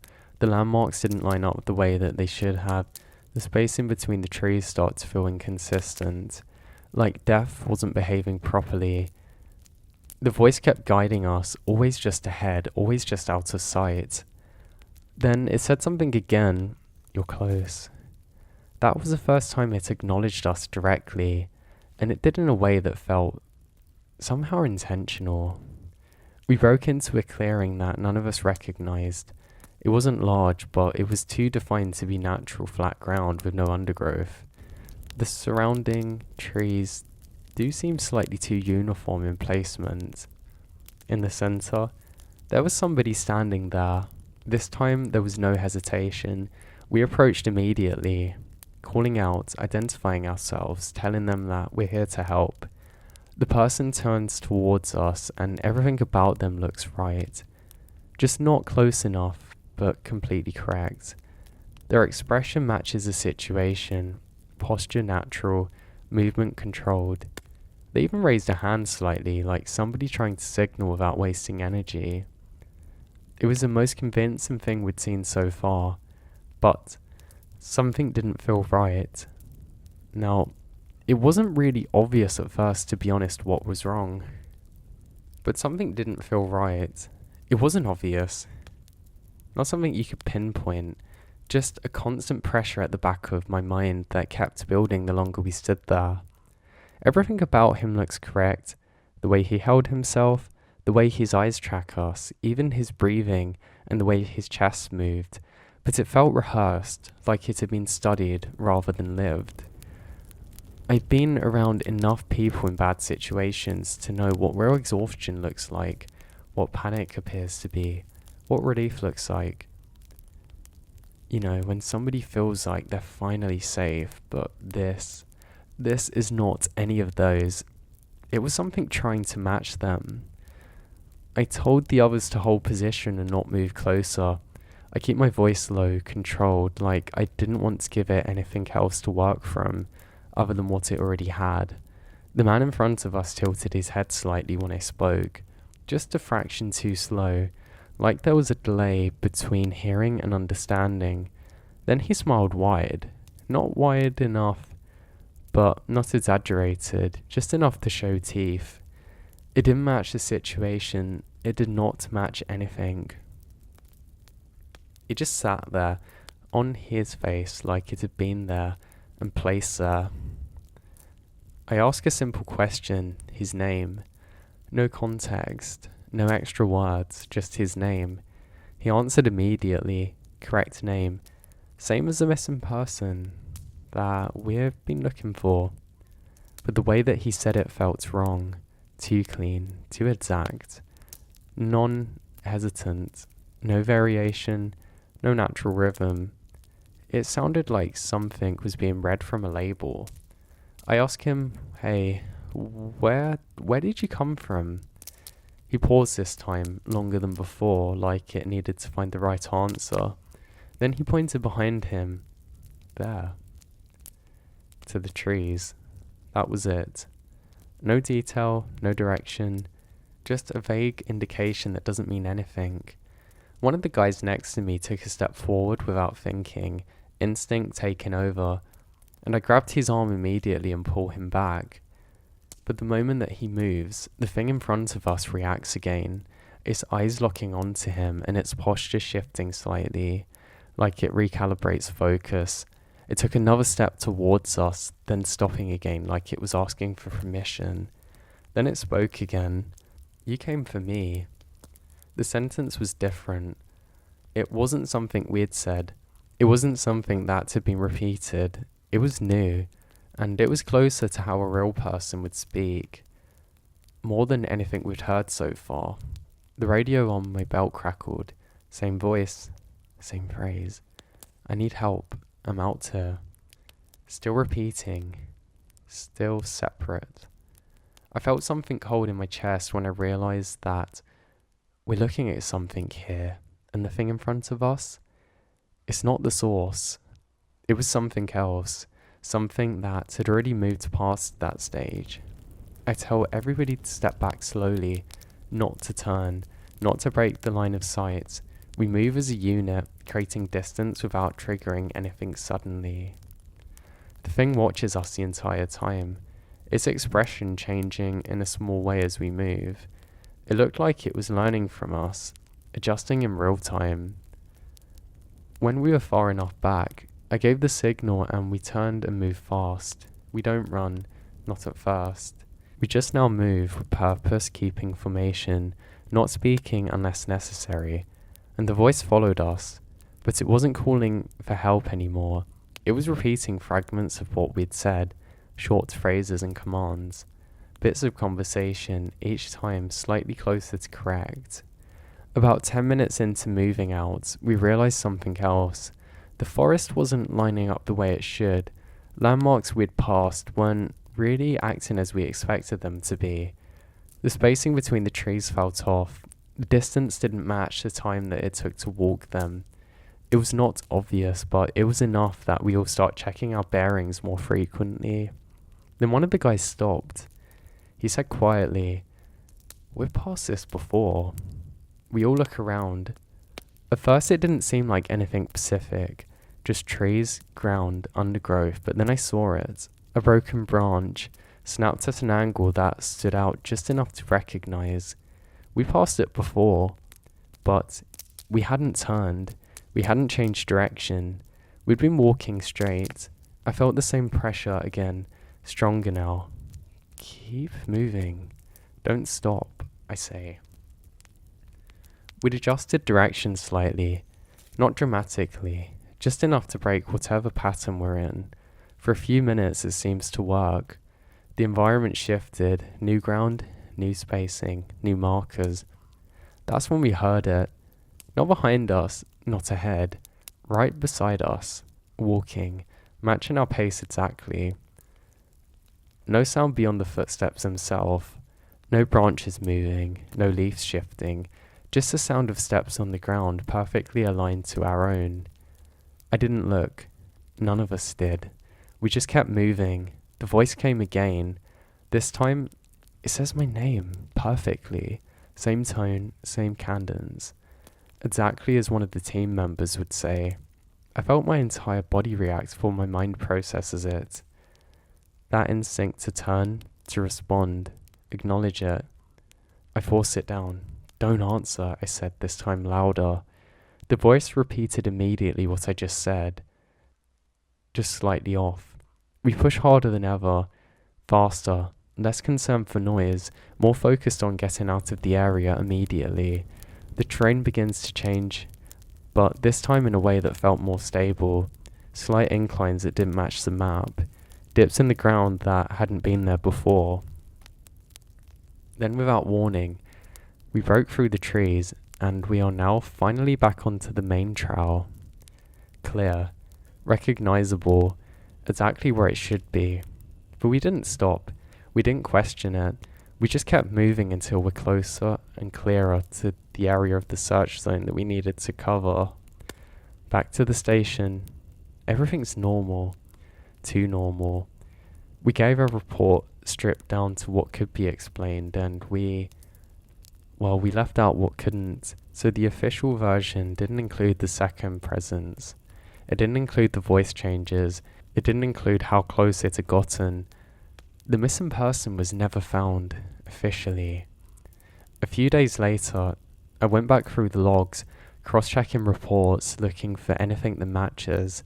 That's when I found something that I hadn't seen before. A call, logged earlier that same day, from a ranger unit, my unit. Timestamped hours before we even entered the forest. The transcript was short, just one line. I found him, followed by, "He's right here." I sat there staring at it, trying to make sense of, how could this have even existed? We had not made that call. No one in the team had. There was no record of it on our devices. That's when I noticed something. The call had been marked as resolved, closed, but no follow-up required. I checked the location attached to it. It was inside the search zone, exactly where that we had found the clearing. I couldn't sleep that night. The next morning, I went back to the senior ranger. I showed him the log. He didn't look surprised. He just read it, nodded once, and handed it back. I asked him what it meant. He took a second before answering. He then said, "It got here first." He didn't explain. He just said, "You don't go back. That should have been enough." It should have ended there, but a week later I heard it again.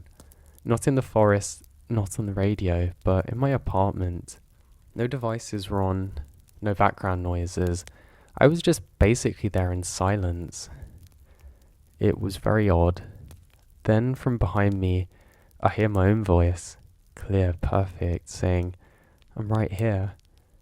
I turn around immediately, and there's nothing there. No sound, no one, just the room exactly as it should be. I tell myself it's stress. You know, this is just something residual, something my brain was replaying. That explanation lasts for about 5 minutes because I heard it closer again, now from my hallway. You found me. I don't know why that happened. I didn't feel right in the apartment and I didn't go back there for days. But when I went back there, I found something that I didn't recognize before. There was a note handwritten with one sentence saying, "I answered." I didn't throw the note away. I thought about it, stood there holding it for a while, but something stopped me.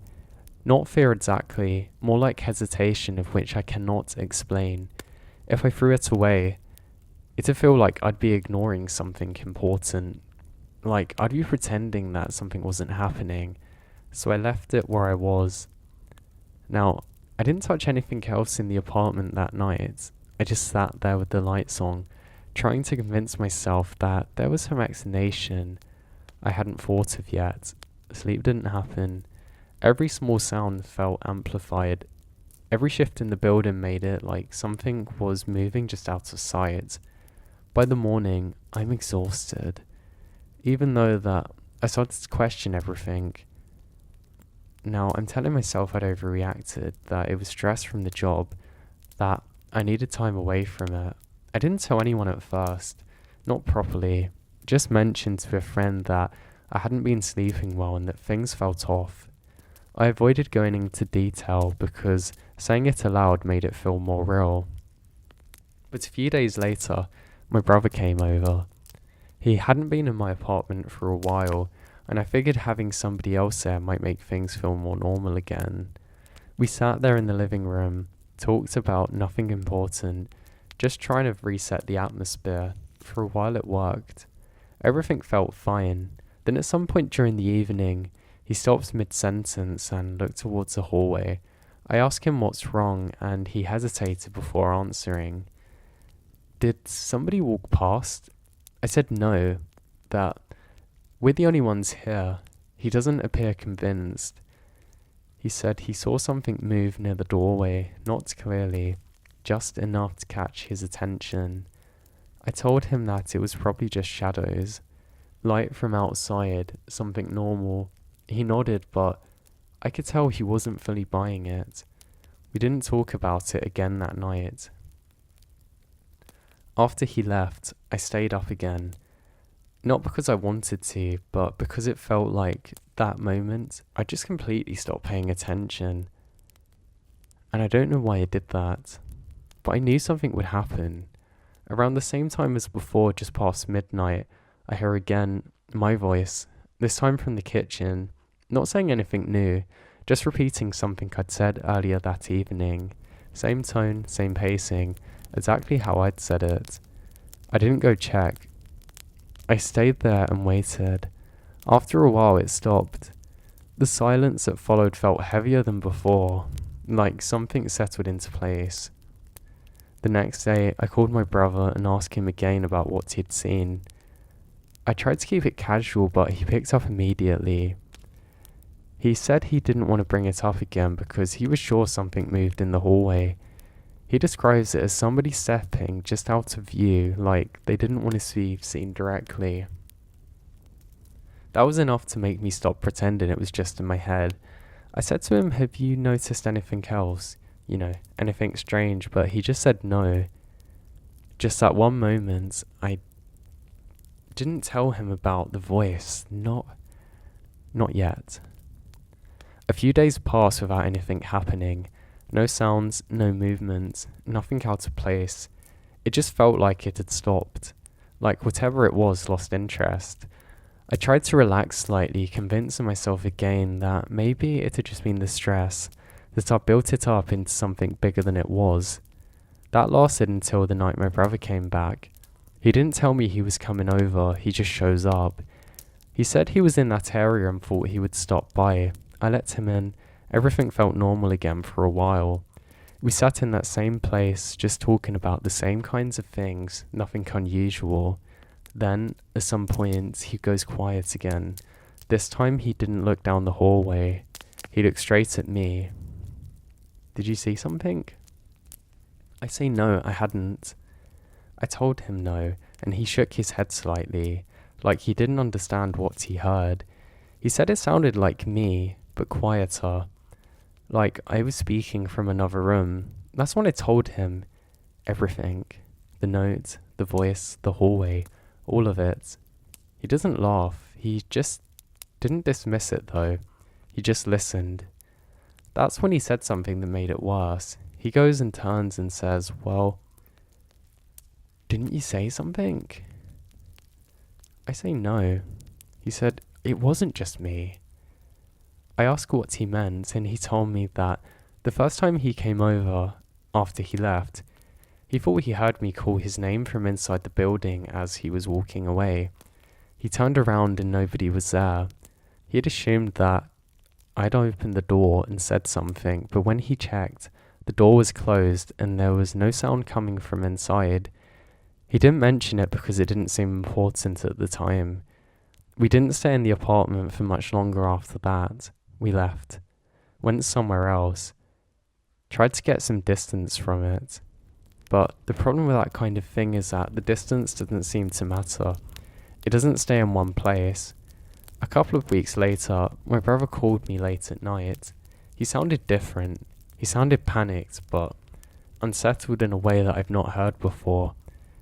He asked me if I was at home. I told him no. He goes quiet for a second before speaking again. He said he'd just seen me. I say no, it's not possible. He said he knew. He said that he'd been driving past my building and he saw me outside near the entrance, just standing there, looking towards the street. He slows down, thinking maybe I'd come out for some reason, but something about it doesn't feel good. He said I wasn't moving, not shifting weight, not reacting to anything around me, just standing completely still. I said to him what happened next, very confused. He said he drove past, turned around at the end of the road and came back. When he reaches the building, I'm gone. We didn't speak for a while after that because, well, not because we didn't want to, but because there wasn't anything useful to say. It didn't feel like something you could solve or understand by talking through it. It felt like something was happening regardless of what we did.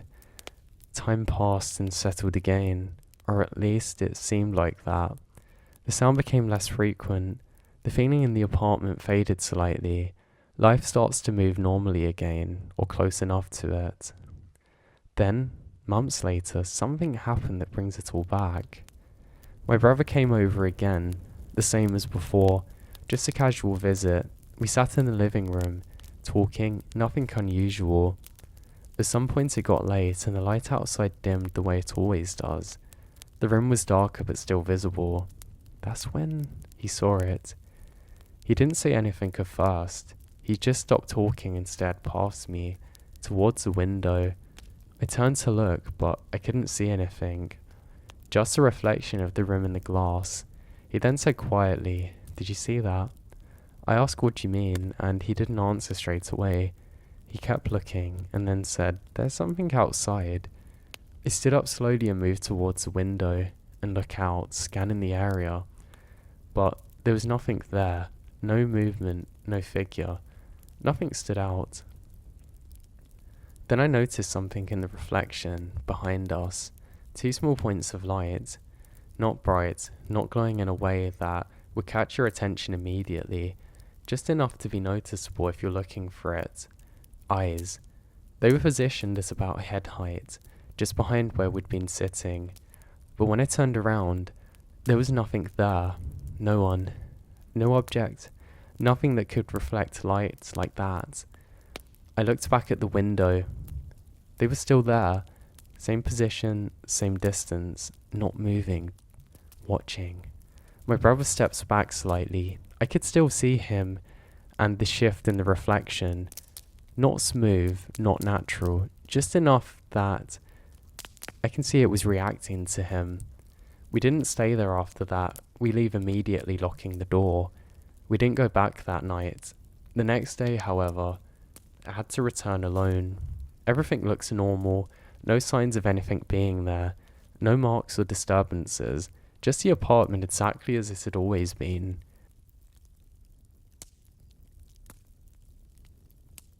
I took the North Sector because nobody else wanted to in late October. That wasn't official, obviously. On the rota, it was just another boundary patrol, the same as the others, but there was always a reason certain stretches got handed off without argument. South Loop had the scenic pullouts, the family campers, the easy lost hiker callouts where a college kid wandered half a mile off the trail trying to get a better photo and ended up crying by sunset. The west side had the river crossings, the drunk fishermen. Black Pine had almost nothing, and somewhat that made it worse. It had an old service road, dead radio pockets, and a reputation that every ranger pretended not to believe in while quietly avoiding solo patrols after dark. I was 27, seasonal, and stupid in very specific way that young men can be that just had enough training to think that the competence makes them untouchable. I had 2 summers of search and rescue under my belt, a decent field record, and that dangerous kind of confidence that comes from having already seen a few bad things and deciding that you understand how the world works. Missing people, injuries, exposure, animal encounters. I had a mental category for all of it. Everything fit somewhere. Panic had patterns. Wilderness accidents had causes. Even grief, after a while, develops a familiar shape. Black Pine Bridge did not. On the map, the area's ordinary enough. A long rise of timber and granite shelves running along the northern boundary of the park, cut by narrow drainage and old logging scars reclaimed by dense pine. There were no big viewpoints, no famous lakes, no marked attractions that would draw normal visitors. The trail system there had been thinned down after storm damage and budget cuts, just leaving one maintenance route and a handful of ghost paths that appeared on older maps but not the current public ones. The old route still existed in pieces. You'd find sections of trail cut into the slope, rotting signposts swallowed by bark, and lengths of warped boardwalk ended in nothing but swamp grass and deadfall. It was a sort of terrain that tricks people. It looks reliable from a distance. Once you step onto it, every direction becomes the same. By then, I'd already heard the stories, though nobody in the office called them that. They come out sideways in conversation, wrapped in jokes or half-finished memories. A volunteer mentioning that batteries dried up faster there. An old ranger saying not to trust the voices that you heard at night, because ridgelines threw strange sounds. A maintenance guy swore that on one of the trail cameras he kept capturing a light moving through the trees where there was no road, and no one ever logged a vehicle. One woman in dispatch asked one morning if I was on the North Sector again. I said yes. She hesitated in a way that made me look up from my coffee. She kept telling me to keep checking in on time, even if nothing happened. She said it lightly, but it was enough with weight under her voice that I noticed it. I laughed and said, "Well, is the Black Pine Ridge haunted?" She said no. I think people get turned around there. It sounded like the safe answer, the answer you give when there's enough answer underneath it that you don't want to say aloud what the truth is. They call him just after 43 minutes on a Thursday, with the kind of grey light that makes afternoon feel like evening. A couple from Idaho reported their son missing from the Raven Spur trailhead near the northern boundary. 22. Name, Colin Veach. According to his parents, he'd gone out at noon to do a short hiking trip alone while they drove around looking for a scenic overlook further south. They were supposed to meet back on the trailhead at 3. At 33, he still wasn't there. They then waited another 30 minutes, called his phone repeatedly, flagging down a volunteer host to a campground kiosk who relayed in. That part wasn't unusual. People underestimated distances all the time, especially in shoulder season when the cold came fast and dark arrived early when they expected it. Now, what made me pay attention was the location. Raven Spur was a maintained trail, yes, but the old feeder routes off it were the exact sort of thing that an adventurous kid who wandered onto for what he believed was a better view, a shortcut, or the feeling of finding something abandoned. If he stepped off and lost the main trail with daylight already going, we have a problem. By 5:15, we had a search coordinated, and 2 rangers were heading in from the south, 1 volunteer team mobilizing, and me taking the first hasty search from the north access road because I was closest. Standard practice. Move fast while there's still a chance that the subject is ambulatory and responsive. Check the obvious errors first: trail junctions, water sources, shelter points, places that a confused person might drift to naturally. I parked at the trailhead before 6. The parents were besides a silver SUV, standing too still in the way that families do when they're trying not to unravel in front of a uniformed person. The father was fixed, over-controlled. Now, I always distrusted it because it meant that the emotion was going somewhere else. The mother was pale and shaking, but speaking clearly. She showed me a photo of Colin on her phone. He has a slim build, dark hair, green jacket and baseball cap. The kind of face that still looked younger than 22, unless he tried not to. She said he wasn't reckless. She said he hiked. She said he knew better than to go too far. Most people say that. It usually means that the missing person knew just enough to get into trouble confidently. I asked what he had with him, and she said a small backpack, water bottle, protein bars, hoodie, phone. No overnight gear, no headlamp that they knew of. I asked if he mentioned any plans before going on to the main trail. The father hesitated and said that he liked old places, fire roads, ruins, anything creepy or historical. He half smiled as he said the word, as though embarrassed by it. The smile then disappeared when I asked if Colin had said anything specific. The father looked towards a tree line and he asked if there was an old ranger station out here. I remembered the cold that moved through me then, not fear, just a sense of a shape beginning to emerge from pieces, like I know they don't fit together.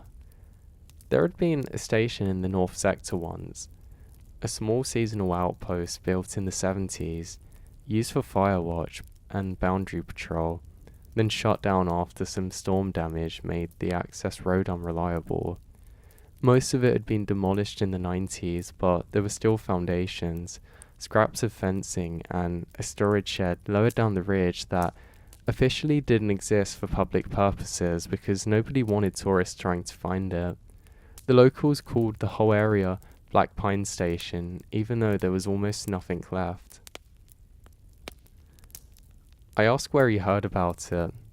The mother said that he read something online, maybe an old forum, maybe a hiking post. She didn't know. I didn't tell them what I was thinking. I just took the photo and got his number and headed into the trail. The first mile was easy hiking, packed turf, wet needles, and few exposure routes, slick from the recent rain. Dusk had flattened the colour out of everything. The pine needles were almost black, and the few remaining birch leaves looked like scraps of paper caught in the branches. I call Colin's name every few minutes. I used to whistle in a sequence. I stopped to listen often, but at first I only heard ordinary sounds. Wind moving high in the canopy, boots rustling on the ground cover, and the occasional crack from cooling timber. Then maybe 20 minutes in, I heard something further up the hill that made me stop. It sounded like a whistle, then short blasts, then like owls. I turned towards the slope, listened hard, nothing. Then after maybe 15 seconds, the pattern comes again, fainter this time, drifting through the trees further north. That should have been encouraging. Search and rescuers find that people being rescued mimic their sounds back to you. People hear your whistle and answer with what they have. But something felt off about this. Not the sound itself. It was very measured, too measured and even, with the exact spacing that I'd been trained to use. Most untrained people answer in messy bursts, but this one sounded too practiced. I call out, "Colin, this is Ranger Ellis. Call me if you hear me." No reply. I left the main trail and started uphill. The slope there was steep, with loose granite under the needles. 20 yards in, I found a partial print in the mud near a deadfall, boot tread, recent, size maybe 10 or 11. Could have been Colin, could have been anybody from last week.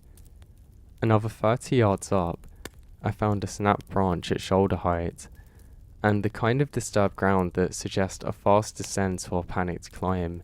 Nothing conclusive, but enough to keep me moving. I radio in the direction of travel and possible sign.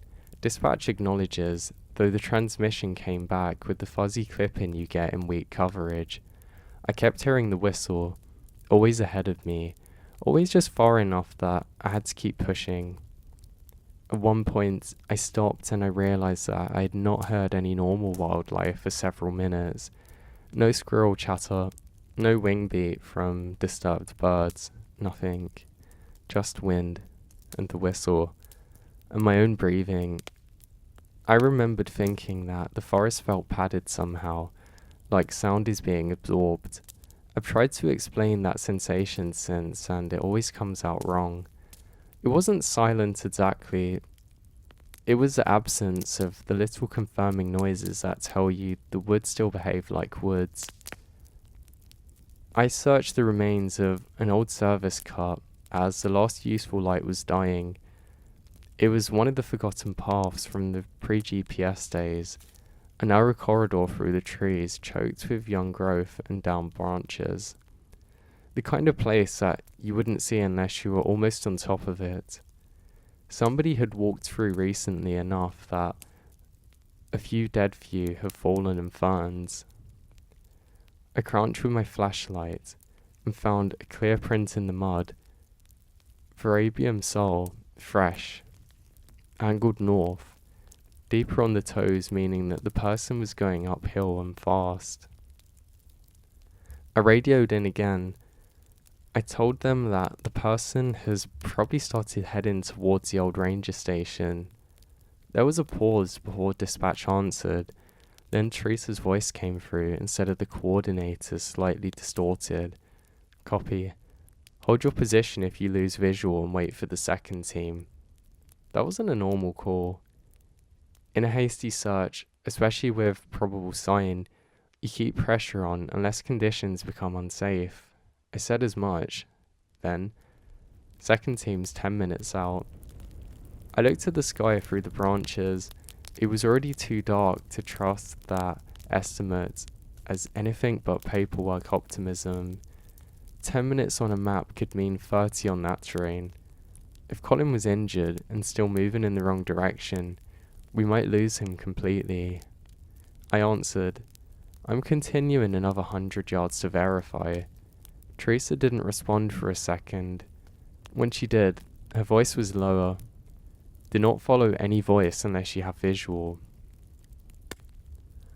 I actually smiled at that, out of disbelief more than amusement. Then I asked if she was serious, and the radio crackled yes. That was all. I should have turned back. I say that now because that's a sensible thing to do, the professional thing to do. The line that proves I understood that I made a mistake. But the truth is, in that moment, her warning made me more determined to keep going. Though it was superstition wrapped in protocol, The old local fear that bled into search culture.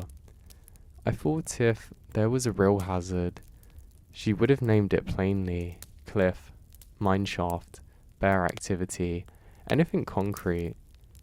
Don't follow any voice unless you have visual sounded like something you tell a rookie to spook him. So I keep on. The old cut narrowed and then bent along the side of a shallow drainage. My flashlight beam caught bits of rusted cable, half buried in moss, a broken trail marker, and one of the old square nails they used before the park modernized the structures. I was close to the station ground. Through the trees, I can't really see much.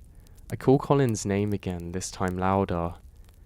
Then something answers from downhill, here. It was a young man's voice, strained and breathless. I swung around so fast that I nearly slipped. The voice had come from behind me, from the way I'd just climbed. It made sense. I hit the light down the slope and saw nothing but trunks and dark brush. The voice come again further now uphill. Hey, over here. Same voice, same panic, different direction. My mouth went dry. There are explanations, I know. Sound can actually behave differently in ridgelines. Cold air layers can carry and bend voices. Stress can actually distort perception. I have repeated every one of those explanations to myself for 2 years. None of them change how it felt standing there, hearing the same voice call from 2 different places in the space of 3 breaths. Now, I keyed the radio and get only static. Not weak signal, not clipped interference, just a thick hissing, wash like open ocean. Then I hear movement ahead. No crashing, not running, just a steady and deliberate tread through wet needles. A person who knew exactly where he was going and didn't care if I heard him. I followed the beam into the trees and finally saw the clearing. What remained of Black Pine Station sat in a shallow bowl between the ridge and the drainage. The main cabin was gone except for a rectangle of foundation stones and one section of wall standing where the chimney had anchored it. The storage shed, however, was still there, leaning, roof half collapsed, door hanging open at an angle. The whole clearing was fringed with tall black pines that seemed to drink the flashlight instead of reflecting it. Old snow fencing lay in tangles near the foundation. A rusted barrel had split on one side. It looked exactly like the sort of abandoned place a curious kid would go exploring near sunset. What made me stop was a backpack. It lay in the center of the clearing, upright as though somebody set it there carefully. I approached slowly, scanning all around. There's no movement, no sound. I crouched beside it and saw the pocket still had a water bottle. The zipper's half open. Inside was a hoodie, 2 bars, and a phone with a cracked screen. I pressed the side button, dead. That should have been enough to confirm Colin had been there. Instead, it made everything feel worse. A lost hiker drops things on the move, or leaves them where he stops. He doesn't usually arrange them neatly in the middle of an abandoned clearing and continue into a denser forest terrain without his light, water, or phone. I call his name again. No reply. Then from inside the shed, I heard a single knock. It was soft, like wood tapping. I got my flashlight on the doorway and say, "Colin, if you're in there now, answer me." And there's nothing. I stepped closer. The shed smelled damp and sour like wet boards and old animal bedding. The shelf had almost collapsed on one wall. There was rusted out fuel cans, mold-eaten tarps, and a line of hand tools hanging from nails so corroded they looked fused to the wood. The beam travelled across the back wall and caught scratches in the board, deep ones, parallel, not recent, from the look of them, but hard enough to gouge through the wood. Then the door moved behind me. Not slammed, just shifted a few inches inward with a groan. I spun around, pulse hammering, and saw only darkness beyond the opening. Wind, I tell myself. An even frame, old hinges. Then a voice spoke from just outside, very quietly. Don't go back that way. It's Colin's voice.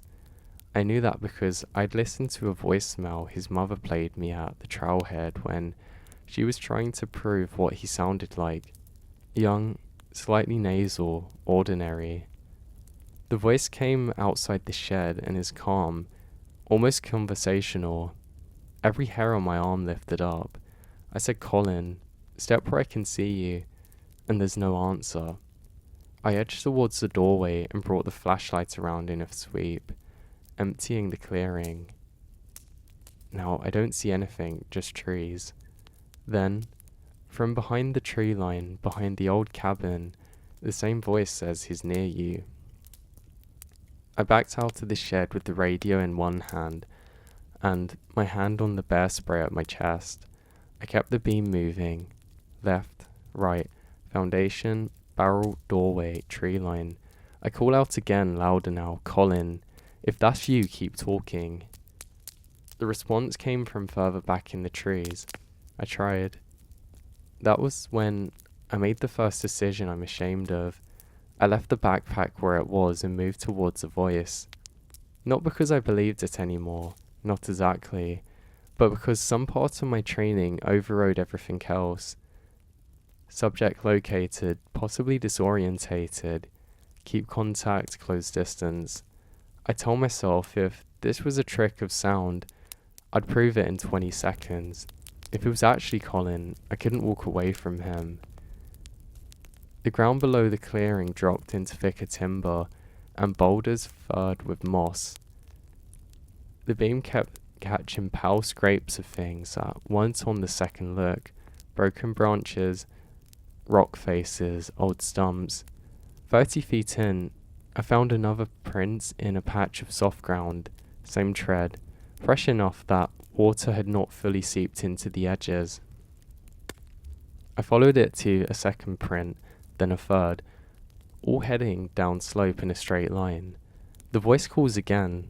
This time it was crying, please don't leave me. I've never heard fear perform so perfectly.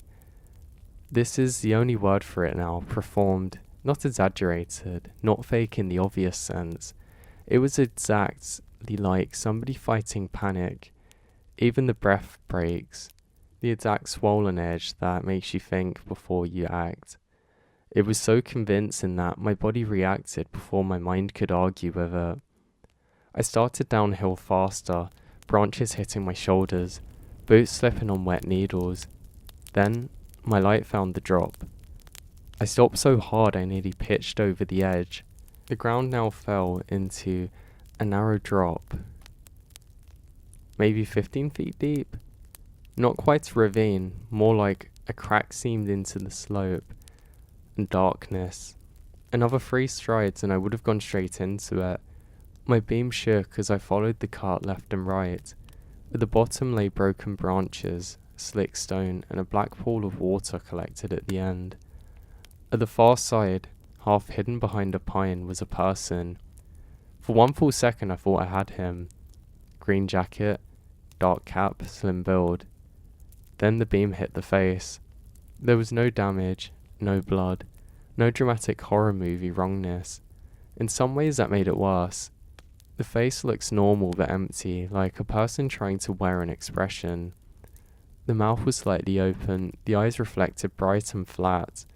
It stood with one shoulder angled towards me and one arm tucked closer to its side in a way that people don't really do, unless they've injured themselves. I shout Colin. It smiled. Not wide, just enough. Then it stepped behind a tree and was gone.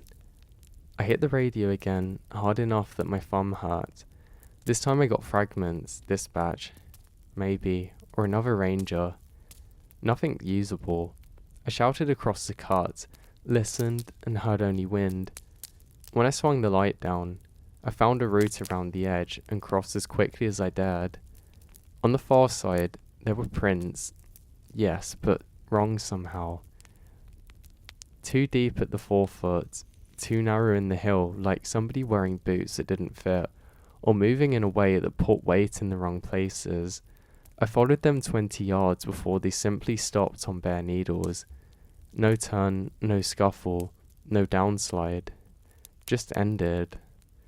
I stood there, with the light moving in fast jerks, and knew finally that I need to get out of that section and regroup. The voice spoke again, this time to my left, Ranger. Then, from behind me, in a perfect imitation of my own voice, I hear Colin. I don't mind admitting I ran. Not all the way, not blind panic, but I moved uphill fast and without dignity, crashing through brush towards a clearing because open ground suddenly seemed preferable to trees. My breathing sounded huge in my ears. Twice I thought I heard somebody matching pace just out of sight to my right. Once I heard that crying again, closer. A panic is followed by a short laugh that might have been a branch snapping in the cold, except it rose and fell in an unmistakable rhythm of a person trying not to be heard. When I burst back into the clearing, the backpack was gone. The center of the clearing was empty. I stopped dead, turned in a full circle, and saw the backpack now sitting on top of the old foundation wall, balanced neatly on the stones where it had not been before. Something inside the shed moved, a shadow crossing the doorway. That was when my radio finally cleared and I hear Teresa's voice snapped through loud enough to make me flinch. Ellis, respond now. I answer instantly, louder than necessary, and nearly shout my location. She cut me off and asked one question. Are you in the clearing? I said yeah. She told me to leave immediately and return to the trail without going downhill, without entering the shed again, and without responding to any voice unless I had visual contact with a known team member. Her tone left no room for argument. For the first time that night, I obeyed without thinking. I started back the way I'd come, flashlight low, head turning constantly. At the edge of the clearing, I looked back once more. I wish I hadn't. Something was standing in the shed doorway watching me. The beam caught only the lower half of it before I jerked the light away. Boots, legs, the hem of a green jacket. I got to the old cut and almost collided with two members of the second team coming in from below. Martinez, one of our permanent rangers. Haplin, a volunteer with 10 years on the unit. Relief hit me so hard that my knees went weak. They took one look at my face and stopped asking routine questions. Martinez asked where the subject was. I pointed back towards a clearing and I said I wasn't sure I'd actually seen him. Then the older of the two rangers, Harper, says in a warm voice, "Did you speak to him?" I stared at him. Martinez told him to knock it off, but the words already landed. He didn't look embarrassed, he looked angry as though I did something stupid. I told them about the backpack, the voice, the figure that I had seen. I left out the part about hearing my own voice because I knew how it sounded. Martinez listened, jaw clenched, then said, "We are pulling back to the trail and re-establishing command before re-entering with more personnel. Good call. Textbook." Now, as we turned to go, a whistle sounded from the clearing. Some short blasts, 3, then another, answering from further up the ridge, then another further away. The three of us stopped without meaning to. A third whistle came from the darkness downhill. This time, it's beyond where any of our people should have been. I get warned quickly to move, and we do. Back at the trailhead, command had expanded. More vehicles, more lights. 2 deputies from the county. Colin's parents still there, though somebody had them sitting in the back of a warm truck now. I gave my statement, as much of it as I could without sounding insane or incompetent. I expected Martinez to trim the strange parts out when he relayed it upwards. Instead, he backed me on almost everything except the face. He said that We had probable subject sign at Blackpine Station, auditory anomalies and train hazards severe enough to justify a contained night search with perimeter teams. Auditory anomalies was a phrase he uses. Nobody laughs. That changed the whole feeling of the operation. Searches usually run on momentum, clear signs, assignments, check-ins, movements, maps, patterns. This one developed a strange hesitation around the edges. People kept glancing north. Radios we checked more often than we would have normally. Nobody volunteered for solo insertion. Even the deputies, who treat the park stories as local superstition, look unsettled once they heard the area name. One of them asked me to the side if I was sure that the kid had really gone towards the old station. I said I was sure enough to keep people focused on there. He nodded. Then, he'd been on a call near that ridge 6 years earlier, a legal hunting camp. He said that they'd found a tree with strips of fluorescent survey tape tied around it in knots. No survey crew had been logged in the area for months. He didn't explain why that mattered, he just offered it and kept walking away. We went back at 8:30 with 6 searches, tighter comms, and orders to hold visual contact wherever possible. I was paired with Martinez. Harplin took point to the old cut because he knew the ground better.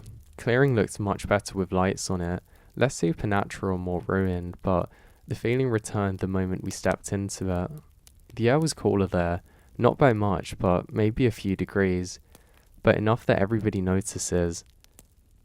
Our lights covered over the foundation, the barrel of the shed. The backpack was back in the center of the clearing, exactly where I'd seen it. Nobody said anything for a second. Martinez asked if anybody had touched it since first contact, but nobody had. He approached, photographed it, gloved up, and opened one of the main compartments. Same contents, same dead phone. This time, there was one extra item inside, which is a folded piece of paper. It was damp from the condensation. He handed it to me because I had the parent statement. It was torn from a small notebook. Across the front in a shaky pen was a single sentence. He keeps calling from the trees. Nobody noticed it, but the handwriting looked off. Martinez bagged the note. The coordinator, standing off to one side with a map, started reorganizing the assessment right there. The search had changed again. This was no longer a likely overdue hiker. This was a distressed subject, possibly injured, possibly hiding, possibly in the grip of severe panic, enough that he's abandoned his gear and wrote the sentence before going off further into the dark. We searched outwards from the clearing in sectors, standard procedure, slow, methodical, overlapping beans, frequent check-ins. For the first 15 minutes we get nothing.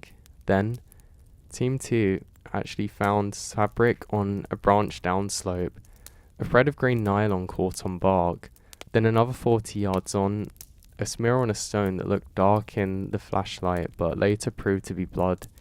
Not much, just enough to say that he'd probably taken a fall or scraped against something sharp. We marked the spot and pushed further. At 9:20, one of the deputies radioed that he heard movement paralleling them uphill. At 9:30, he clarified that he could also hear movement downhill at the same pace. At 9:14, his partner said there was a light through the trees to their east, like a phone screen or small flashlight.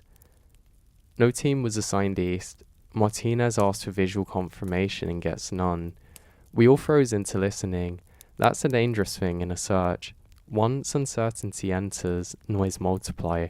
Every branch falls, and everything becomes a footstep. Every patch of pale legend becomes a farce. Our lights keep on crossing each other through the trees, casting impressions of motion where none existed. I remember the smell of wet pine, my own breath inside the collar, and the very clear sensation that there were more people on the slope than we've actually accounted for. Then somebody screamed. Real fear doesn't sound cinematic, it sounds abrupt and ugly, as if the body had no time to prepare. The scream came from the team's 2 side of the line. We all move at once, breaking formation and converging downhill, branches whiffing my face. A flashlight beam flashed white through the trunks and vanishing. When we reached them, Deputy Slolan was on the ground beside a boulder, trying to stand while his partner half hauled him up by the vest. He said something grabbed his ankle.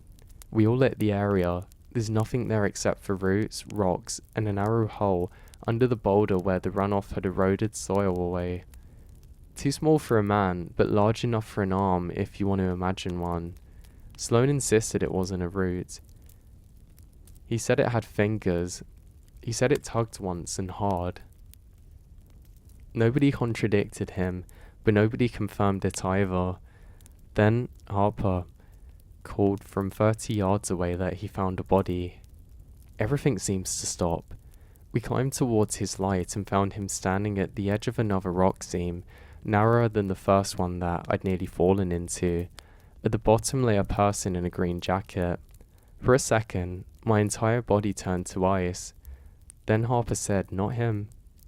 The person below was older, broader in the shoulders, beard gone white, and sparse along the jaw. What remained of the face was enough to tell us that death was not fresh.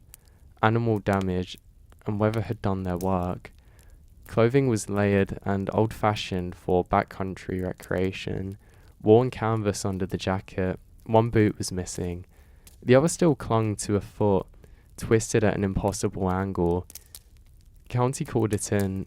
We secured the scene the best we can and widened our lights. A second search boundary around the body found a rusted revolver, empty, a belt knife driven point first in a log hard enough that the hilt had weathered into the wood. In one pocket, there was a wallet reduced almost to pulp. Later, with careful drying and processing, they get enough from the contents to identify him as Warren Pike, a hunter reported missing 8 years earlier from land just outside of the park boundary. He vanished during elk season after telling friends that he knew a shortcut through the north sector. That discovery should have reset the whole search. It should have made everything else secondary until investigators could process the remains. But Colin was still missing, likely alive. And now, we had a night operation split between active rescue and death scene in terrain that already had people spooked. The coordinator pulled us back into the clearing to regroup, and so that we can rotate fresh personnel in. When we got there, Colin's phone was ringing. Dead screen, dead battery, evidence bag and all, sitting on the hood of a truck at the Trailhead Perimeter checkpoint where it had been transported earlier ringing. I did not see that personally, but 3 people swore to it independently and called in Tracer. The call showed no caller ID, only a white interface before the phone died again. Nobody answered it in time. The note, meanwhile, had been sent down to the base with the evidence runner. When it was unfolded a second time, under proper light, there was writing on the back no one had noticed in the clearing. It read, "If you hear me, it's not me." That line spread through the search team in under 10 minutes. No one admitted passing it. Everybody heard it anyway. We should have suspended until daylight. I believe that now. But searches are driven by survivability windows, and a young man in autumn cold with no overnight gear does not have the luxury of our comfort. So command kept going until midnight, with reduced movement, tighter discipline, and one new rule issued over to the radio for every searcher in the sector: do not respond to voices requesting help unless you also have visual contact. No one said why. At 10:36, Martinez and I were sweeping the western edge of the station when I found tape. Fluorescent orange survey ribbon, faded almost pink, tied around a sapling at chest height, then another 20 yards beyond it, then another. They led in a loose line away from the clearing, into a stand of tighter timber where trunks grew so close together that the flashlight could barely penetrate through them. I called Martinez over. He muttered something under his breath, and I didn't catch it, and asked who the hell had marked a route out there. No survey crews were scheduled. No trail team had logged work. The tape looked old, but fairly uniform. Some strips were bleached and brittle. Others looked fresh enough to have been tied that week. We followed them because in a search you follow markers. This is yet another decision that I replay. The tape led us maybe 100 yards into the tight stand, then down into a shallow depression ridge by Boots. The ground there was softer, almost springy under the needles. It smelt sour, like stagnant water under rot. Our lights found more tape, but now it hung not from saplings alone, but from lower branches at odd heights. Some too high to tie comfortably without reaching, some barely above the ground. The line zigzagged irrationally, doubling back on itself, crossing where no sensible route would. It began to feel much less like a trail and more like the imitation of trail marking by something that had seen the concept but not understood the purpose. Martinez was the one who saw the shoe. It laid buried in the depression, heel up. Modern hiking shoe, size about 10, mud-caked but intact, inside a foot. We both recoiled so hard that our beam swung through the trees. Not very cleanly though. This is torn, and old enough that tissue had darkened and stiffened. Animals scavenged, probably. Maybe from Warren Pike, maybe not. Hard to tell in the field. What mattered was the message it sent to the two men, who were already very tired at this point. Now, Martinez radioed in what we found. While spooked, I heard someone whisper my name, very close. I turned around with the flashlight behind me. There was a man standing between two trees about 20 feet away. No green jacket this time, ranger uniform. For one dead, impossible second I thought it was Martinez, until I realized Martinez was still beside me on the radio. The figure had old-style shoulder patches discontinued years before, dark brown shirt, camping hat. His face was shadowy by the brim. He stood with one arm slightly raised as though signalling to be quiet, but I couldn't tell. Then the light caught him fully, and there was no face under the brim at all. Not missing, just dark, as though the shadow had been there with weight. I shouted and Martinez spun around, but the figure's gone. Martinez saw only the trees, but my reaction was enough. He grabbed my arm and said that we're done in that depression. We back out together, not turning our backs until we reach the marked perimeter. Now we get to around 11 and the weather shifted. The wind came down stronger from the ridge, bringing mist that thickened into a cold, needling rain. Visibility dropped. Radio got worse. Searchline shortened. At 11:22, we are now getting radioed by Harper for a missed check-in. At 11:24, another team reported hearing him answer from further east than his actual assigned grid. At 11:26, Harper came back on the radio sounding furious, insisting that he'd been calling continuously but not a single person responded. They triangulated his actual position and found him near the old drainage, almost 300 yards off his sector, with no clear memory of how he drifted that far. He was confused, but he knew his name, date, assignment, team members. He just couldn't explain the last 10 minutes. He said that he followed Martinez's voice. Martinez had been with me the entire time. That was a point where command finally made the right call. Full withdrawal until daylight. Containment overnight at the outer access points. No more deep movement in Black Pine. People were too tired, too wet, and were too close to making mistakes, which should prove to be fatal. So we pulled out after midnight. Colin was missing. I didn't sleep. Hardly anybody did. By 5:30 the next morning, we had state SOR assets arriving.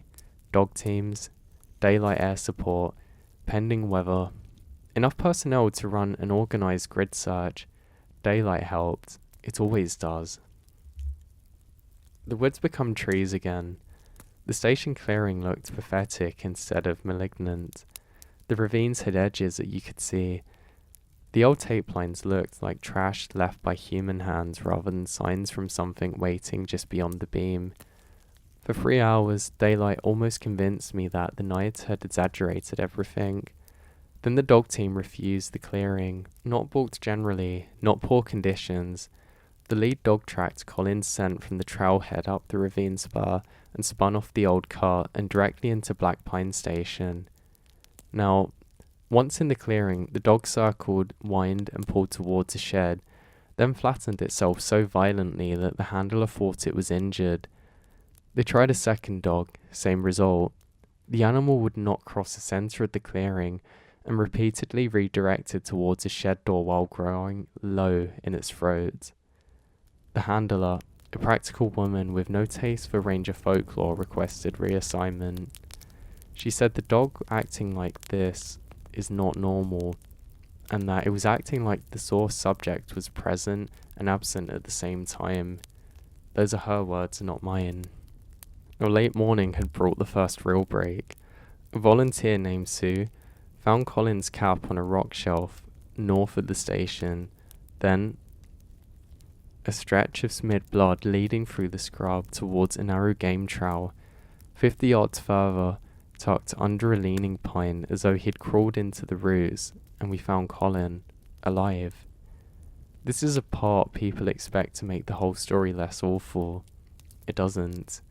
He was hypothermic, dehydrated, half delirious, with a gash along his forearm, bruising on one side of his face, and both hands torn up as though he'd been climbing through rock or crawling through brambles for hours. His lips are blue. His eyes were open but unfocused. When I knelt beside him, he flinches so hard that he almost rolled away, then starts repeating one sentence over and over, chattering through his teeth. It knew my name. We stabilize him, wrapped him, and start the extraction. As his core warms slightly, he becomes more coherent in his bursts. Not enough for a full interview, but enough to help us get some pieces. He said that he left Ravenspur after finding an old path. He said that he saw the remains of the station around dusk. He thought somebody was there before he actually saw anyone. He described hearing a ranger call out from the trees, telling him not to be embarrassed, just to come down and that they'd walk back together. He then followed the voice because it sounded official, calm and safe. Then, according to him, he saw a person in the old ranger station wearing a hat near the shed, waving him closer. When he got to maybe within 20 feet, something about the person was wrong. He couldn't say exactly what, only that the face didn't move right. He backed away. The person called him by name and he ran. After that, his memory came in pieces, falling in dark, hearing his mother crying somewhere behind him, finding the ravine, seeing a flashlight through the trees and shouting for help. Then he realizes that the light was too high off the ground, moving in a straight line through brush that no person could walk through that smoothly. He then hid under the roots until he heard my whistle, or thought he did. He wrote the note while crouched in the shed because he was afraid he was losing his mind. Then, something moved outside and begins imitating every sound he made, breathing at first, then scratching, and then whispering. When he finally tried to leave the shed, he said there were people in the clearing wearing uniforms, and more than one, standing around his backpack. I asked later whether he was sure they were people, and he looked at me for a long time and then said, "They wanted me to walk with them." That statement never made it into the official report. He survived physically. After rewarming and treatment, the doctors called it a straightforward case of exposure compounded by panic, minor trauma, and sleep deprivation. He was lucky. Another 6 or 8 hours, it could have gone very badly. The county wrote up Warren Pike's remains as a separate recovery incident discovered during active search operations. Black Pine Station was temporarily closed to all staff except investigations and maintenance.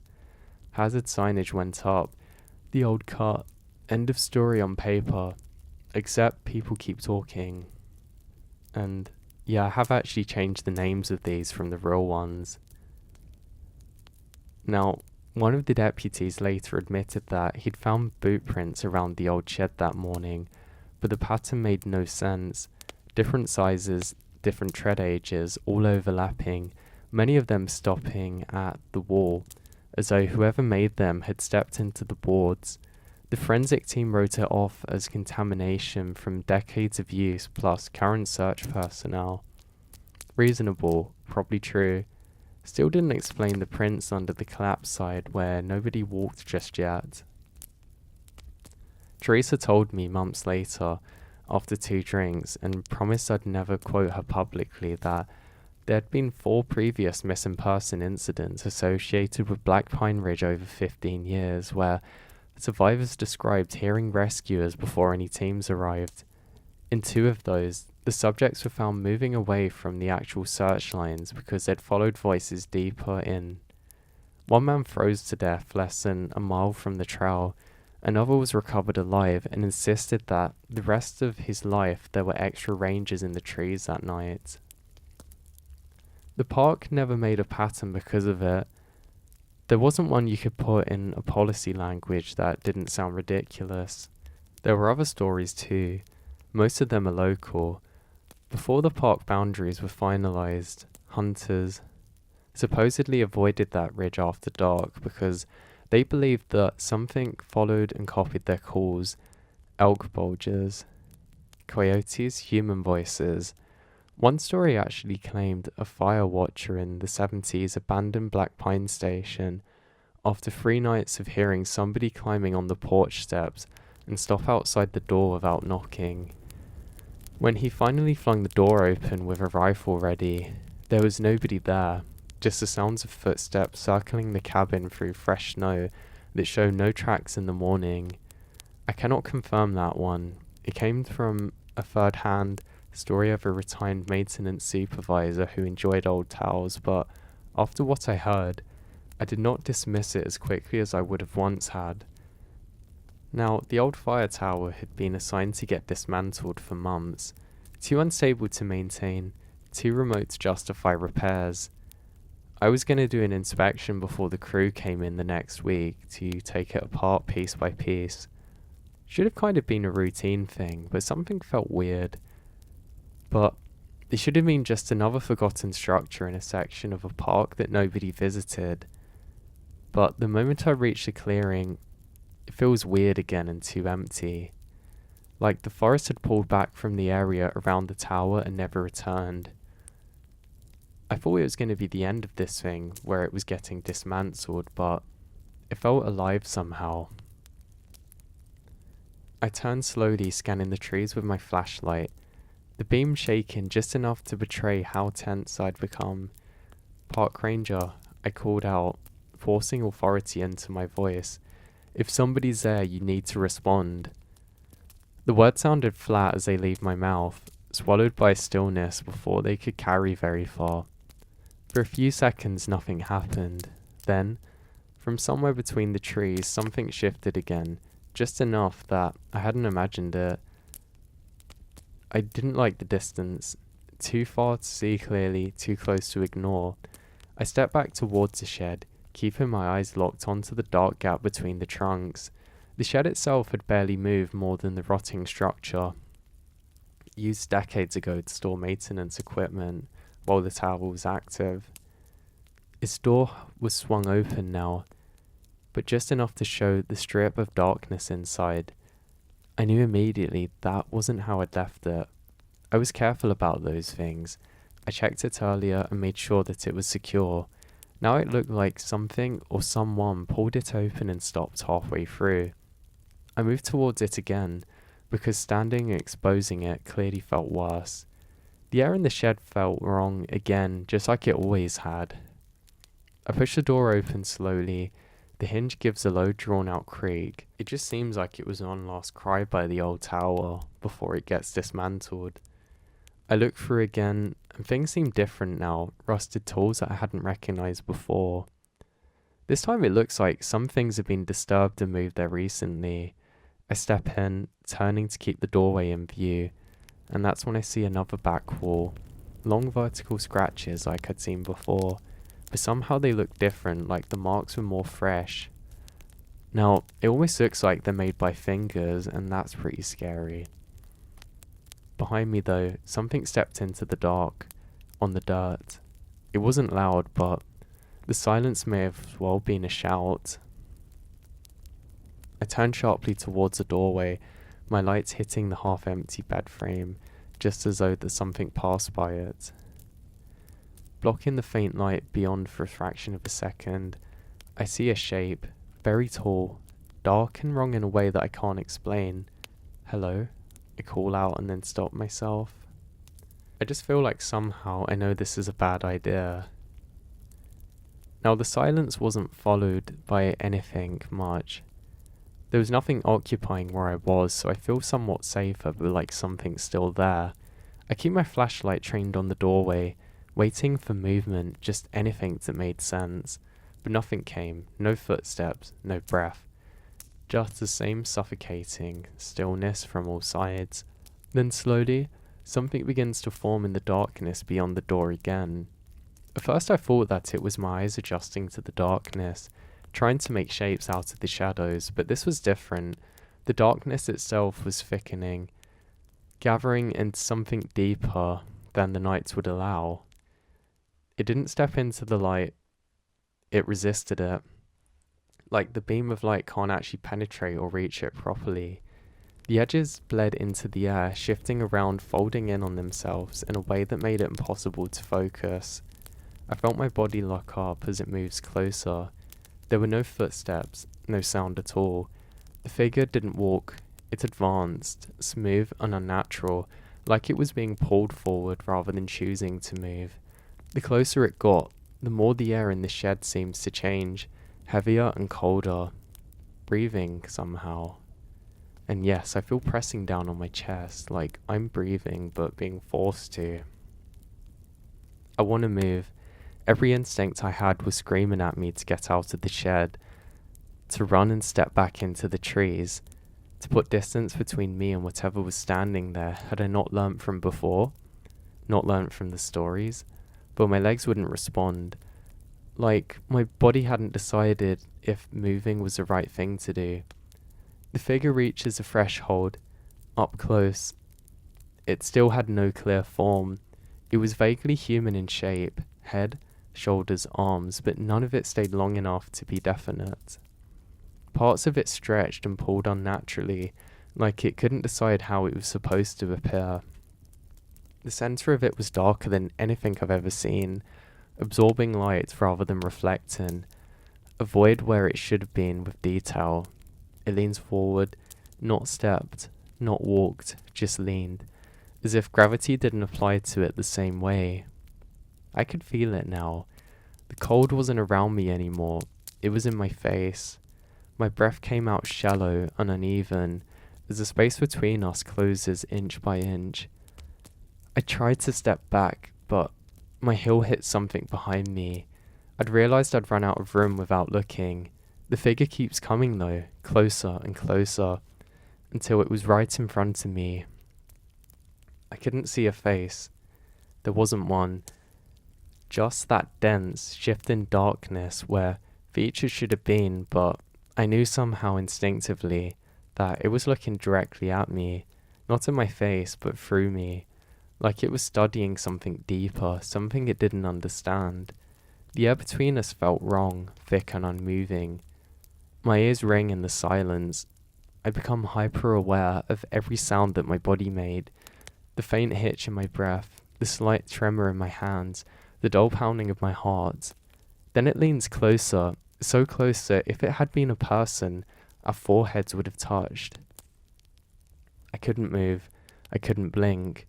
For a split second, the darkness in front of me shifted in a way that almost resembles a face trying to form something. like it was copying what it seen but couldn't get it quite right.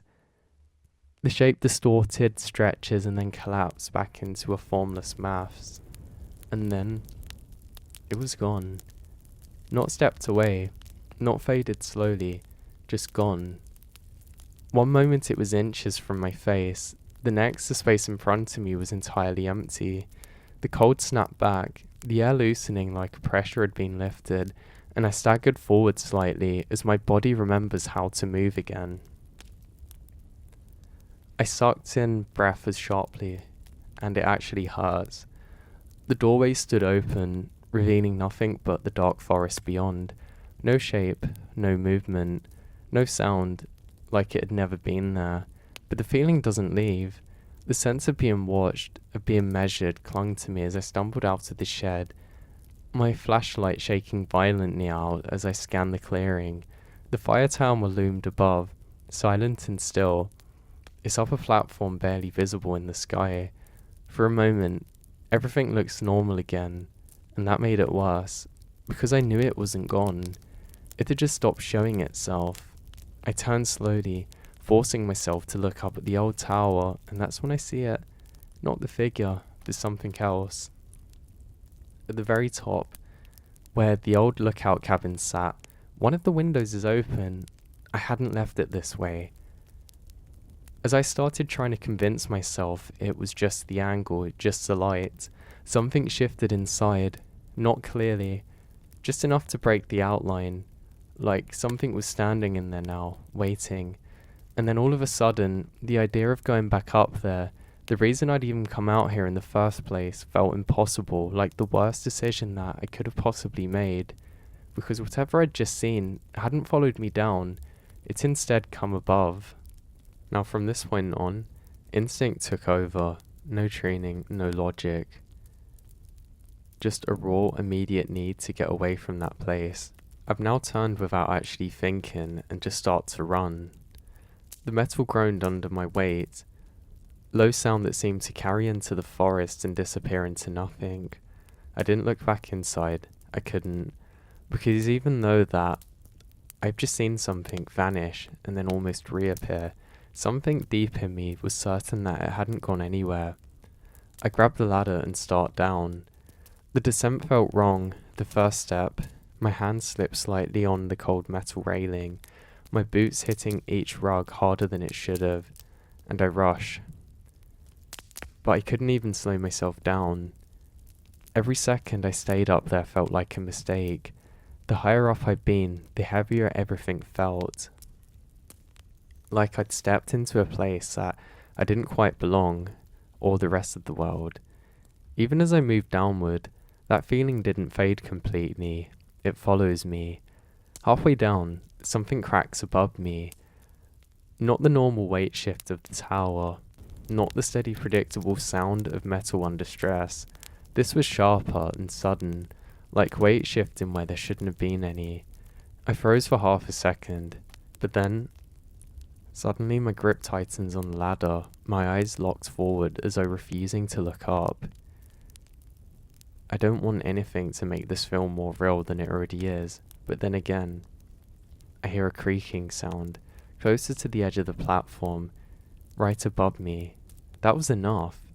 I start moving again, faster now, my hand slipping slightly as I skipped and keep jumping steps. The tower groans louder. With every movement, the sound echoing around me in a way that I've not heard it before. But then, something shifted, not on the ladder, above it.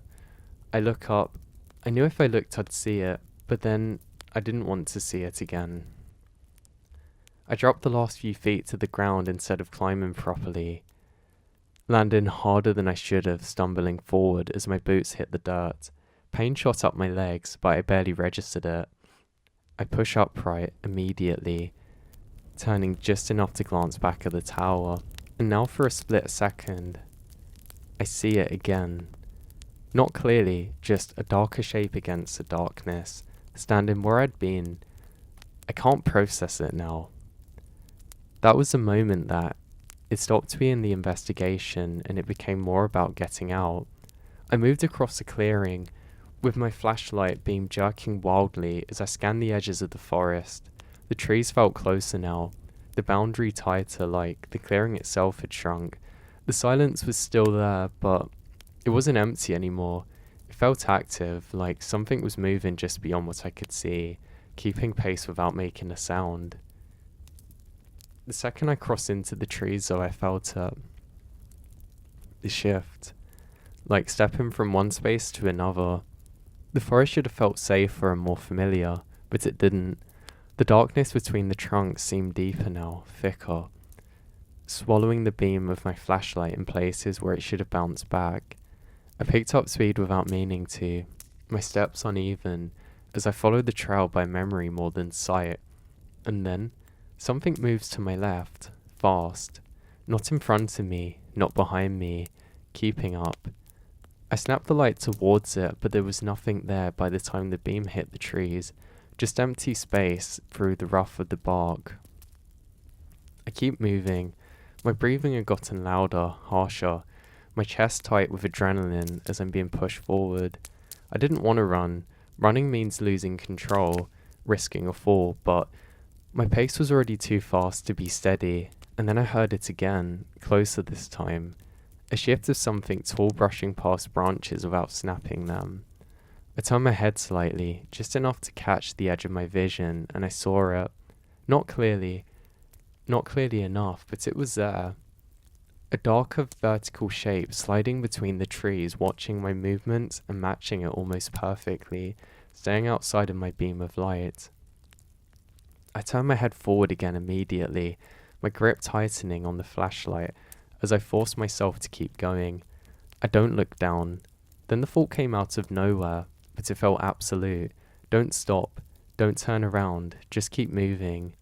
The trail drops slightly ahead, curving between thick trees, and the darkness seems to get deeper as I enter, and I feel the cold again. Not as intense as the tower, but enough to raise the hairs on the back of my neck. Behind me, a footstep. Not my own. I feel my stomach drop. I didn't hear it again, but I didn't need to. The silence that follows made it worse, heavier, like whatever made that sound hadn't realized it didn't need to anymore. It was closer now, way too close. I sped up again, my steps turning uneven as I push harder, branches brushing against my arms as I pass. The trail blurred slightly in front of me, my focus narrowed to the path and nothing else. And then suddenly, everything goes quiet again. Not the normal forest quiet, the same suffocating stillness as before. And I knew without looking, it was right behind me, close enough to reach, and I felt it, not physically, but like a presence passing into the space at my back, just inches away. My entire body tensed, my breath catching as I fought the instinct to turn around. Don't look. I kept walking, one step and then another, slow now, controlled, because running felt like the wrong move, like it would trigger something. The feeling stayed there, right behind me, matching my pace perfectly. Then it wasn't.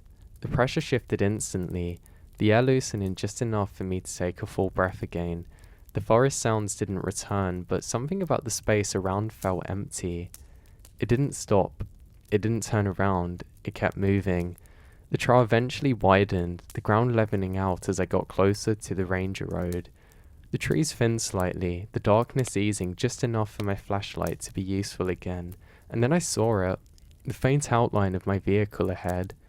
Relief hit hard, almost disorientatingly so, but I don't slow down. I kept moving straight towards it, my focus locked on the single point until I reach it and grab the door handle, with a hand still shaking. I jump inside. I lock my doors immediately and sat there for a second, breathing hard, staring out through the windshield into the darkness. Nothing followed me out. Nothing stood at the edge of the trees. The forest looks normal again, completely still, completely empty. I didn't wait. The engine starts and I drove. The road felt longer than usual, the headlights cutting through the darkness in a way that felt too narrow, like the trees were closing in just beyond their reach.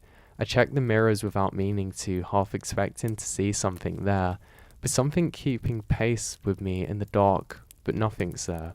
Nothing.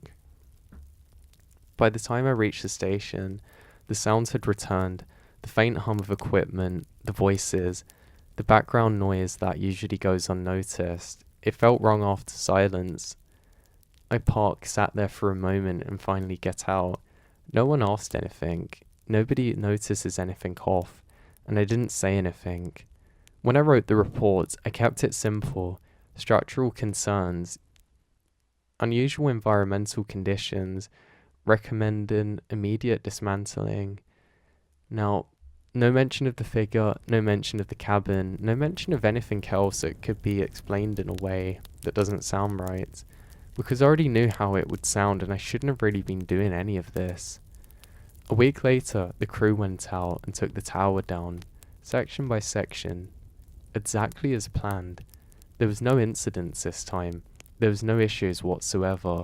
When they were done, the clearing was empty and the cabin was gone. The tower was gone. Just open ground where it used to stand. But this didn't feel right to me. I didn't go back immediately. I tell myself there's no reason to. The job's been done, the structure's removed, the area's cleared, and everything's signed off. Everything about it was routine on paper, but that didn't stop it from sitting in the back of my mind, constant and quiet, like something unfinished that I kept trying not to think about. A few days passed before I even considered it. Work continues as normal. Patrols, reports, the usual interactions with visitors. Nothing unusual came in from that section of the park. There was nothing out of the ordinary, nothing like what had happened before anyway. Now, it was as though that place never existed, and the tower was waiting to be removed. But the memory doesn't fade. If anything, it became clearer to me. Small details I hadn't focused on at the time start to stand out. The way the air had changed on the climb, the unnatural stillness of the clearing, the feeling of something moving beside me on the trail without making a sound, and the figure, not the shape itself, but the way it had been there, and not moving, not following the same rules everything else does. I tried to rationalize it. Stress, isolation, the kind of thing that happens when you're alone in a place like that for too long. But every explanation I came up with felt incomplete, like it only covered part of what happened, leaving the rest untouched. Eventually, I decided to go back. Not because I wanted to, but because I needed to see it. I went during the day. Full daylight, clear conditions. Nothing about the environment could be blamed for distortion or poor visibility. I took the same trail, same steady pace and movement, and tell myself that I'll put it to rest. The forest felt normal. That was the first thing I noticed. There were sounds, birds and insects, and the faint movement of wind in the leaves. Now, I felt the air being fresher and lighter, like I could breathe. There was no sense of pressure or unnatural stillness pressing in from all sides. If I'd known better, I would have thought I'd imagined everything. The trail opened into the clearing exactly how it should have, and the tower was gone. The space where it stood was flat, levelled out, the ground disturbed but already settling back into place. The crew had done a thorough job, and there were no large remnants left behind. No visible pieces of the structure, just a wide patch of earth surrounded by trees. I step into the clearing slowly, scanning the area out of habit, and nothing. No movement, no sound beyond the normal forest sounds. I walked to the centre, roughly where the base of the tower had been. The ground was so uneven, soft in places where the support beams had been moved, but it was otherwise unremarkable. I stand there for a moment, just kind of scanning the area, trying to feel something. But there was nothing. No cold, no pressure, no feeling of being watched. It felt so empty. Not in the same way it had before, just empty in the way that any clearing space in the forest would feel. I mean, why would it feel any different? But the history of the place, where was that? Was it in my head? Where was it? I let out a breath that I hadn't realised I was holding. For the first time since that night, I felt a sense of relief. Not complete, but enough to ease the tension sitting on my chest. Maybe that was it. Maybe whatever I had experienced had been tied to the structure itself. Something about the tower, the cabin, the enclosed space at the top, and it was gone. There was nothing left to hold on to, because whatever had been there before was gone. That was the explanation that I settled on. It made sense. It was simple. I turned to leave, and that's when I noticed something I hadn't seen before. At the far edge of the clearing, just before the tree line, there was a patch of ground that hadn't been fully disturbed, a narrow strip, maybe a few feet wide, where the dirt still held its original shape. I wouldn't have thought much of it if I hadn't stepped closer, but the surface wasn't smooth, it was marked. Long shallow impressions pressed in soil, spaced evenly, leading from the center of where the tower would have stood through the trees. I crouched down slightly, my eyes tracing the pattern. There weren't footprints, not in any normal sense.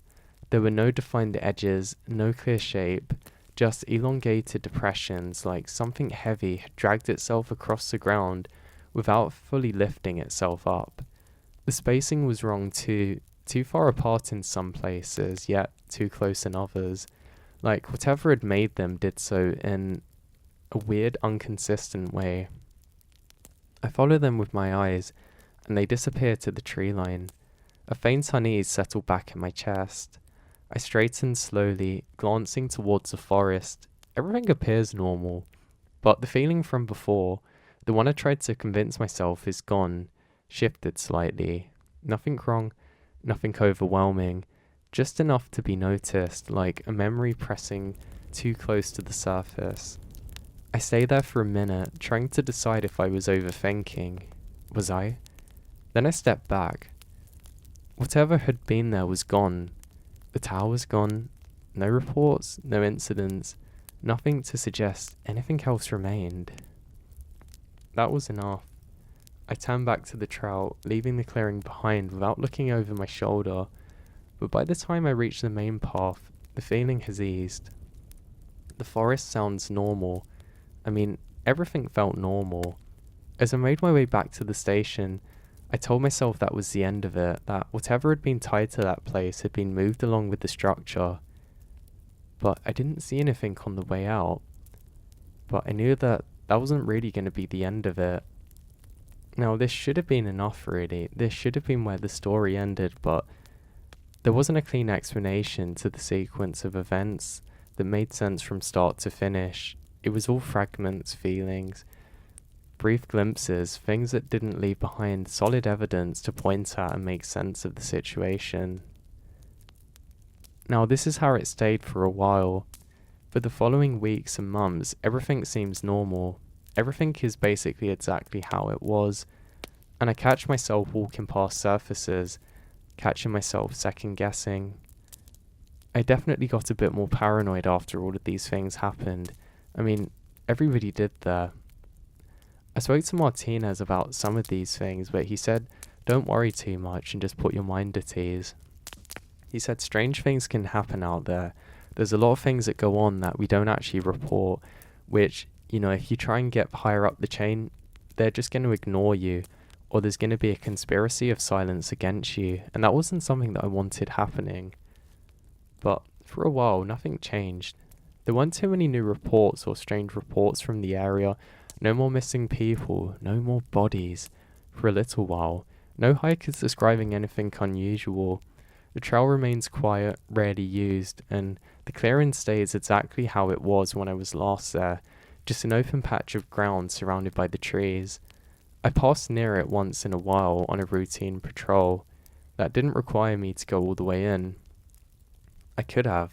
There was nothing stopping me, but for a little while I didn't. I just decided that it was best if I stayed on the main trail.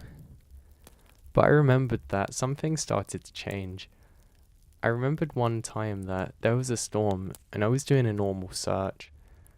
Nothing too important, just checking out a weather station not too far by. Now, I've not been to this weather station for quite a while. I realised that as I'm walking towards where it is, I can see another ranger already up there ahead. That's good because it means we don't have too much work to do. He's just going to fill me in on what it said. I'll write down a few numbers and go. but who was it? I look up, and I can see what's a raincoat. It kind of looks like the old classic ones, you know, which fishermen would wear, the bright yellow, but this was dark, almost like a military green. I can see that this person has a long beard, and they slowly turn towards me, and then I get a chill. I get a feeling like this is bad. I can see them start to flash a smile towards me with old crooked teeth. Now, as this happens, I don't feel good and I start to edge backwards. I do this and the entire time the figure doesn't move. I keep reaching for my radio, but I can't seem to find it. I go to grab it on my uniform, but I don't know where I've left it. I then find it now. I put it in my pocket. Okay, I was starting to panic a little bit because usually I find it immediately. I go to Radio In and ask what range is out here, and Martinez answers saying none. It's just you on your own here.